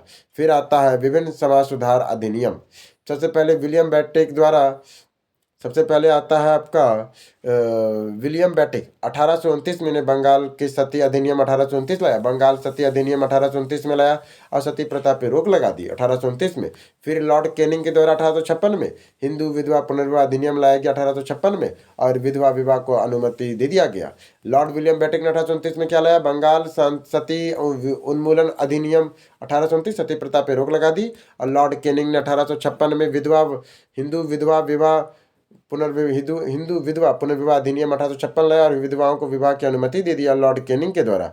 फिर आता है नॉर्थ बुक 1872 में। नेटिव मैरिज एक्ट 1872 के द्वारा अंतर्जातीय विवाह को मान्यता और बहुपत्नी प्रथा को समाप्त किया था। लेस डाउन ने 1891 में एज ऑफ कंसेप्ट एक्ट 1851 लाया। लेस डाउन ने 1891 में एज ऑफ कंसेप्ट एक्ट 1891 लाया। लड़कियों की विवाह की आयु न्यूनतम कर दिया 12 वर्ष। फिर आता है इरविन 1829 में शारदा एक्ट लाया था। लड़के की विवाह की आयु 18 और लड़कियों की 14 कर दिया इरविन के द्वारा शादी का। शारदा अधिनियम के द्वारा, शारदा एक्ट के द्वारा। कांग्रेस के पूर्व स्थापित और उपरांत राजनीतिक संस्थाओं अब हम लोग देखेंगे। जमींदारी 1838 में लाया था द्वारकानाथ टैगोर के द्वारा। जमींदारी का कौन लाया? तो जमींदारी एसोसिएशन 1838 में आया था द्वारकानाथ टैगोर के द्वारा। बंगाल ब्रिटिश इंडिया सोसाइटी 1843 में आया था ताराचंद चक्रवर्ती के द्वारा। ब्रिटिश इंडिया एसोसिएशन 1851 आया था राधाकांत देव के द्वारा। ब्रिटिश इंडिया एसोसिएशन आया था 1851 में राधाकांत देव के द्वारा। इंडिया लीग आया था 1875 में शिशिर कुमार घोष के द्वारा। इंडिया लीग कब आया था? 1875 में शिशिर कुमार घोष के द्वारा। इंडियन एसोसिएशन आया था 1876 में सुरेंद्र नाथ बनर्जी आनंद मोहन बोस के द्वारा। इंडियन एसोसिएशन कब आया था? 1876 में सुरेंद्र नाथ बनर्जी और आनंद मोहन बोस के द्वारा। कलकत्ता स्टूडेंट एसोसिएशन बना था 1875 में आनंद मोहन बोस के द्वारा। कोलकाता स्टूडेंट एसोसिएशन कब बना था? 1875 में आनंद मोहन बोस के द्वारा। बॉम्बे एसोसिएशन बना था 1852 में जगन्नाथ शंकर सेठ के द्वारा। बॉम्बे एसोसिएशन कब बना? तो 1852 में जगन्नाथ शंकर सेठ के द्वारा। पूना सार्वजनिक सभा को 1870 में बना एच एस साठे, जीवी जोशी, एच से चिनुपुनल तथा अन्य के द्वारा। बॉम्बे प्रेसिडेंसी एसोसिएशन 1885 में बना फिरोज शाह मेहता, बदरुद्दीन तैयबजी और के.टी. तैयब के द्वारा। मद्रास नेटिव एसोसिएशन 1852 में आया था गुरुची लक्ष्मी नासू चेट्टी द्वारा। मद्रास नेटिव एसोसिएशन आया था 1852 में गुजुल लक्ष्मी नासू चेट्टी के द्वारा। मद्रास महाजन सभा बना था 1884 में एम वीराधाराचार्य जी, सुब्रमण्यम अय्यर और पी आनंद चल्लू द्वारा। मद्रास महाजन सभा कब बना? तो 1884 में। किसके द्वारा? वी राघवाचार्य जी, सुब्रमण्यम अय्यर और पी आनंद चालू द्वारा। फिर आता है London India society. London India society 1865 में बना था दादा भाई नौरोजी के द्वारा। ईस्ट इंडिया एसोसिएशन बना था 1866 में दादा भाई नौरोजी के द्वारा। इंडियन नेशनल यूनियन 1884 में ए.यू. ह्यूम के द्वारा बना था। फिर आता है भारत संघ के संस्थापक कौन है? तो सुरेंद्र नाथ बनर्जी है। भारत संघ इंडियन एसोसिएशन के संस्थापक कौन है? सुरेंद्र नाथ बनर्जी है। 1876 में इंडियन एसोसिएशन की स्थापना किसने किया था? सुरेंद्र नाथ बनर्जी ने। राष्ट्र कांग्रेस के पूर्व सबसे प्रमुख संस्था कौन? इंडियन एसोसिएशन ऑफ कलकत्ता है। राष्ट्रीय कांग्रेस के पूर्व सबसे प्रमुख संस्था कौन थी? तो इंडियन एसोसिएशन ऑफ कलकत्ता थी। सुरेंद्र नाथ बनर्जी को भारतीय सिविल सर्विसेज से हटाया गया था 1874 को। सुरेंद्र नाथ बनर्जी को भारतीय सिविल सर्विसेज से हटाया गया 1874 में। पंजाब हिंदू सभा की स्थापना किस वर्ष हुई थी? तो 1909 में। पंजाब हिंदू सभा की स्थापना किस वर्ष हुई थी? तो 1909 में हुआ था। राजनीतिक सुधारों को लेकर विरोध करने वाले पहले भारतीय कौन थे? तो राजा राम मोहन राय। राजनीतिक सुधारों को लेकर विरोध करने वाले पहले भारतीय कौन थे? राजा राम मोहन राय। मद्रास महाजन सभा की स्थापना हुई थी 1884 में। मद्रास महाजन सभा की स्थापना कब हुई थी? तो 1884 में। बम्बई प्रेसिडेंसी एसोसिएशन की स्थापना हुआ था फिरोज शाह मेहता, के.टी. तयंग और तैयबजी के द्वारा। बॉम्बे प्रेसिडेंसी एसोसिएशन की स्थापना किसने कब हुआ था? तो फिरोज शाह मेहता, के.टी. तयंग और तैयबजी के द्वारा। वी.डी. सावरकर हिंदू महासभा के अध्यक्ष निर्वाचित हुए थे 1937 में। वी.डी. सावरकर हिंदू महासभा के अध्यक्ष निर्वाचित हुए थे 1937 में। फिर आता है भारतीय राष्ट्र कांग्रेस। भारतीय राष्ट्र कांग्रेस की स्थापना हुआ था ए.यू. ह्यूम ने किया था। भारतीय राष्ट्र कांग्रेस की स्थापना किसने किया था? ए.यू. ह्यूम ने किया था। भारतीय राष्ट्र कांग्रेस के संस्थापक कौन थे? तो असैनिक सेवक थे। भारतीय राष्ट्र कांग्रेस के संस्थापक कौन थे? तो असैनिक सेवक थे। भारतीय राष्ट्र कांग्रेस की स्थापना हुई थी 1885 में। भारतीय राष्ट्र कांग्रेस की स्थापना कब हुई थी? 1885 में हुआ था। 1885 में डब्ल्यू.जी. बनर्जी द्वारा लिखित भारतीय राष्ट्र कांग्रेस के उद्देश्य से नहीं था। तो क्या उद्देश्य नहीं था? शिक्षित वर्गों को पूर्णतः समर्पित महत्वपूर्ण आवश्यक सामाजिक विषयों के विचार प्रकट करना। भारतीय राष्ट्र कांग्रेस के दूसरे अधिवेशन की अध्यक्षता किसने किया था? भारतीय राष्ट्र कांग्रेस का जो दूसरा अधिवेशन उसकी अध्यक्षता किसने किया था? तो दादा भाई नौरोजी ने किया था। भारतीय राष्ट्र कांग्रेस के द्वितीय सम्मेलन में कितने मुस्लिम प्रतिनिधियों ने भाग लिया? तो 33। भारतीय राष्ट्र कांग्रेस के द्वितीय सम्मेलन में कितने मुस्लिम प्रतिनिधियों ने भाग लिया है? तो 33 प्रतिनिधियों ने भाग लिया था। भारतीय राष्ट्र कांग्रेस के द्वितीय मुस्लिम अध्यक्ष कौन थे? तो रहमतुल्लाह मोहम्मद सरानी थे। भारतीय राष्ट्र कांग्रेस के द्वितीय मुस्लिम अध्यक्ष कौन थे? रहमतुल्लाह मोहम्मद सयानी थे। भारतीय राष्ट्र कांग्रेस के प्रथम महिला अध्यक्ष कौन थी? तो एनी बेसेंट थी। स्वराज मेरा जन्म से अधिकार और मैं इसे लेकर रहूंगा, यह कहा था बाल गंगाधर तिलक ने। स्वराज मेरा जन्म से अधिकार मैं इसे लेकर रहूंगा, कहा था बाल गंगाधर तिलक ने। या किसने कहा था कि कांग्रेस आंदोलन ना तो लोगों से प्रेरित है, ना ही उनके द्वारा सोचा और योजनाबद्ध किया गया, यह कहा था लाला लाजपत राय ने। फिर आता भारत के विभाजन के समय भारतीय राष्ट्र कांग्रेस के अध्यक्ष कौन थे? तो जे.बी. कृपलानी थे। भारतीय राष्ट्र कांग्रेस की स्थापना सेफ्टी वॉल के सिद्धांत के आधार मानी जाती है, जिनका उद्देश्य ब्रिटिश सरकार के खतरे से बचने, यह कथन है लाला लाजपत राय का है। फिर आता कांग्रेस के गरम दल और नरम दल। कांग्रेस में नरम और कांग्रेस के नरम दल नेताओं के आंदोलन की पद्धति थी राजवमबद्ध आंदोलन। कांग्रेस के नरम दल नेताओं के आंदोलन की पद्धति क्या थी? राजवामबद्ध आंदोलन थे। राजवामबद्ध आंदोलन थी कांग्रेस के नरम दल नेताओं का आंदोलन। राजवामबद्ध नेता आंदोलन था ये। अधिकतम नरमपंथी नेता कौन थे? तो शहरी क्षेत्र से थे। अधिकतम नरमपंथी नेता कहाँ से थे? तो शहरी क्षेत्र से थे। उग्रपंथी नहीं थे, तो गोपाल कृष्ण गोखले उग्रपंथी नहीं थे। भारतीय राष्ट्र कांग्रेस के सॉरी भारतीय राष्ट्र आंदोलन गर्मपंथी प्रभावहीन आ गया था 1906 के बाद। भारत में जो भारतीय राष्ट्र आंदोलन में गर्मपंथियों के प्रभावधीन आया था कब? तो 1906 के बाद। ये कांग्रेस नेता गरम दल से संबंधित है, तो अरविंद घोष जो थे वो गरम दल से संबंधित थे। बाल गंगाधर तिलक, दादा भाई नौरोजी, एम.जी. रनाडे, गोपाल कृष्ण गोखले में नरम दली तौर पे कौन नहीं जानते थे? बाल गंगाधर तिलक को गरम दल से जानते हैं, नरम दल से नहीं थे। बाकी दादा भाई नौरोजी, एम.जी. रनाडे और गोपाल कृष्ण गोखले नरम दली थे। शेरे पंजाब के नाम से कौन मशहूर है? लाला लाजपत राय थे। 1908 में बाल गंगाधर तिलक को जेल हुआ था, तो 6 वर्ष का। 1908 में जो बाल गंगाधर तिलक को जेल हुआ वो 6 वर्ष का जेल था। फिर भारतीय राष्ट्र कांग्रेस के आंदोलन, भारत में क्रांतिकारी आंदोलन देखा जाए तो अभिनव भारत संबंधित है वी.डी. सावरकर से। 1906 में लंदन में अभिनव भारत सोसाइटी की स्थापना किसने किया था? विनोद दामोदर सावरकर ने किया था। पटना में 1913 में अनुशीलन समिति की एक शाखा की स्थापना किया गया था। सांची में अनुशीलन समिति थी एक क्रांतिकारी संगठन। मुजफ्फरपुर में किंग्सफोर्ड की हत्या का प्रयास कब किया गया था? 1908 में किया गया था। खुदीराम बोस ने किस स्थान पर किंग्सफोर्ड की हत्या का प्रयास किया था? मुजफ्फरपुर में किया था। किस वर्ष हिंदुस्तान रिपब्लिक एसोसिएशन की स्थापना हुई थी?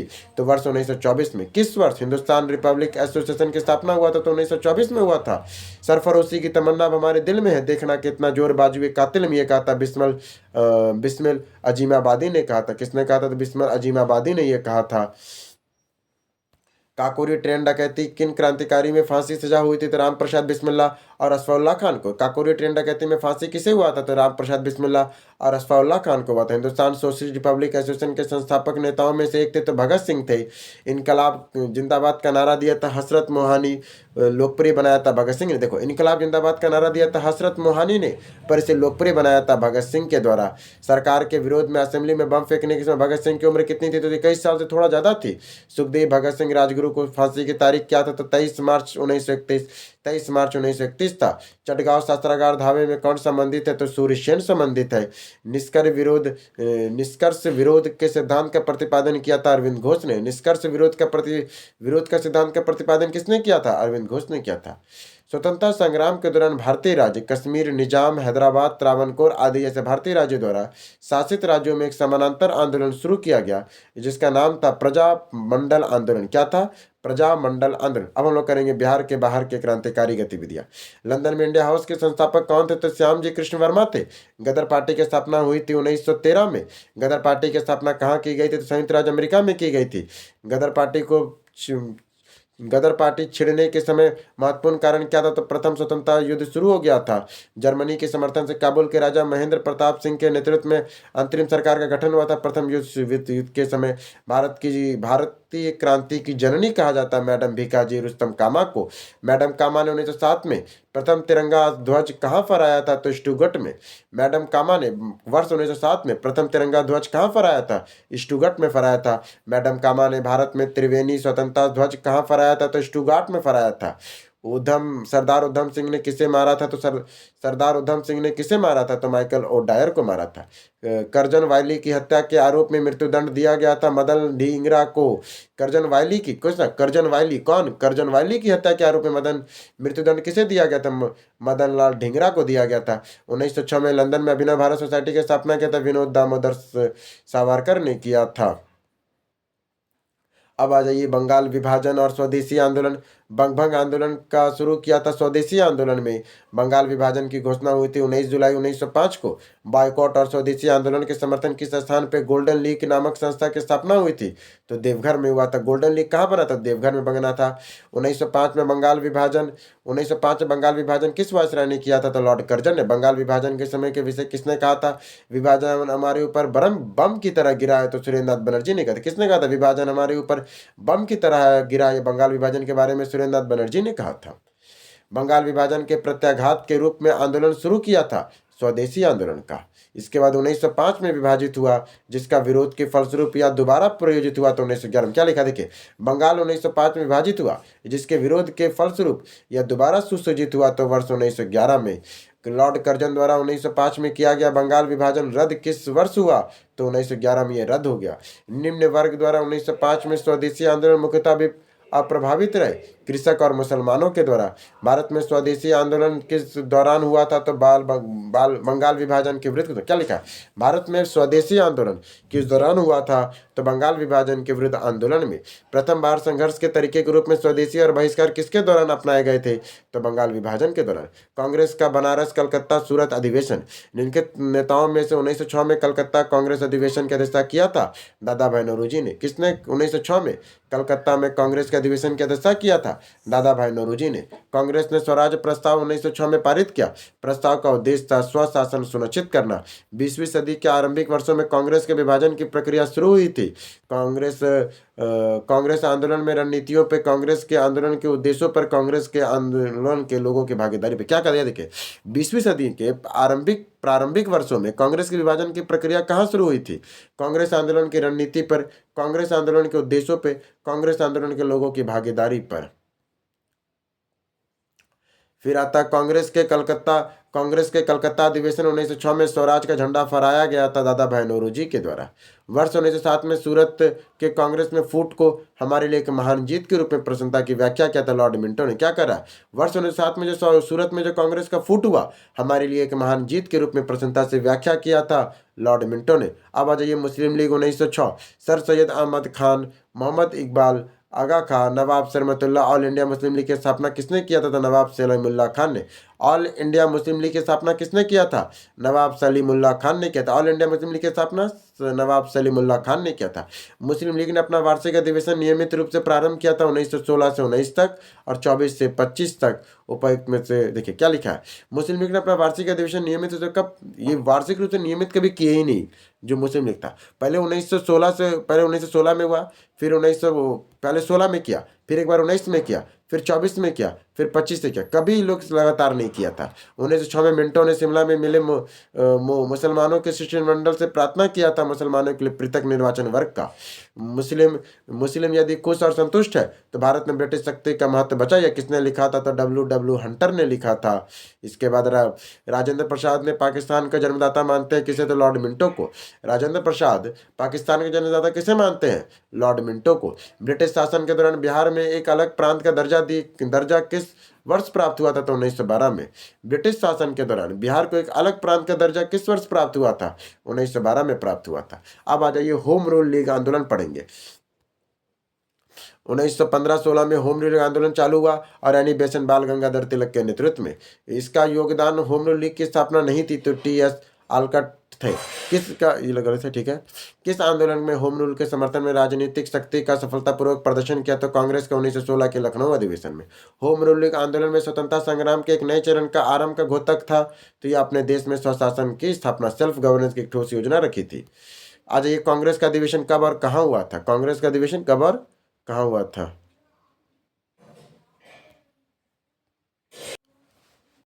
कांग्रेस के अधिवेशन कब और कहाँ हुआ था और उसकी विशेषता क्या थी, ठीक है।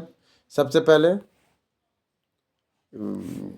अधिवेशन याद करने की जरूरत नहीं है, कौन सा साल हुआ था, अध्यक्ष और उसकी विशेषता क्या थी। जैसे 1885 में मुंबई में हुआ था, पहला था ये विमेश चंद्र बनर्जी ने किया था, 72 प्रतिनिधियों ने भाग लिया था। 1886 में कलकत्ता में हुआ था, इसको भी कर ही देते हैं, हाँ इतना कर रहे हैं तो जरा सा के लिखा है। पहला अधिवेशन 1885 में होता है, बंबई में होता है। कौन अध्यक्ष थे, विमेश चंद्र बनर्जी थे, 72 प्रतिनिधि ने भाग लिया था।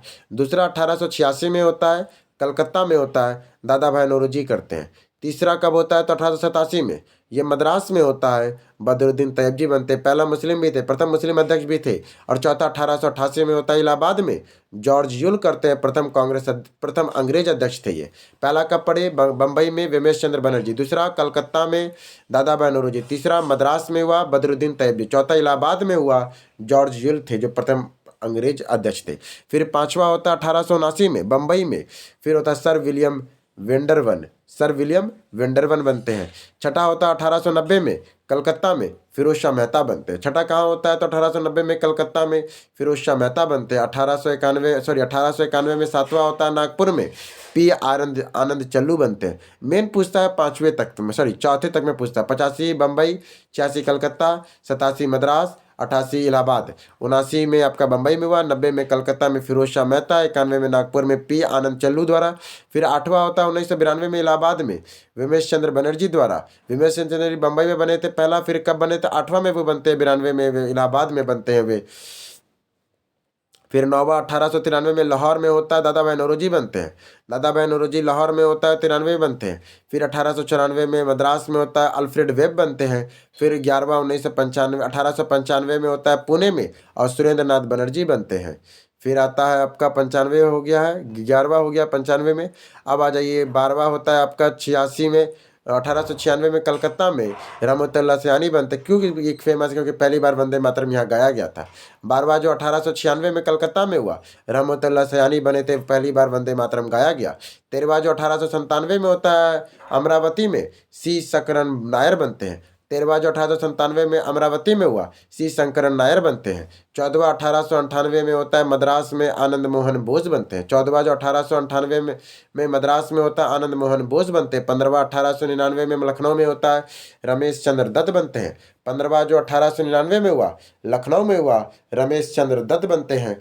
16वां 1900 में हुआ लाहौर में हुआ NG चंद्रावर बने हैं। 16वां जो 1900 में हुआ, 16वां कब हुआ तो 1900 में लाहौर में हुआ, NG चंद्रावन बनते। इतना डीपली नहीं पूछता, मेन शुरू का 5 और फिर इसके बाद रहमतुल्लाह जब बने थे 1896 का, वो मेन पूछता है।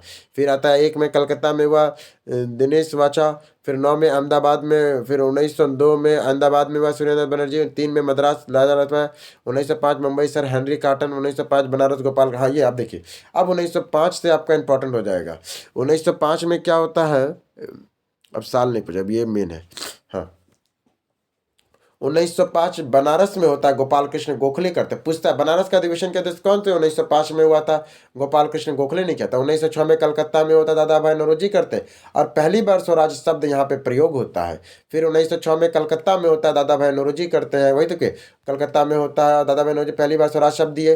फिर 1907 में सूरत का हुआ, बहुत इंपॉर्टेंट, सूरत में रास बिहारी घोष उसके अध्यक्ष। जो सूरत का विभाजन होता है, कांग्रेस से प्रथम विभाजन होता है, या विभाजन को स्थगित और यह अधिवेशन स्थगित कर दिया जाता है सूरत का 1907 में। फिर 1908 में मद्रास में होता है, रास बिहारी घोष करते, कांग्रेस का संविधान का निर्माण होता है। कांग्रेस के संविधान का निर्माण कब होता है तो 1908 में मद्रास में होता है, रास बिहारी घोष नहीं करता है।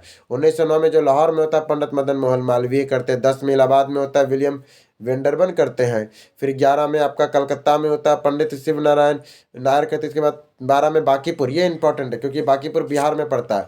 1912 का बांकीपुर में किया था, NR मधुलकर ने इसका अध्यक्षता किया।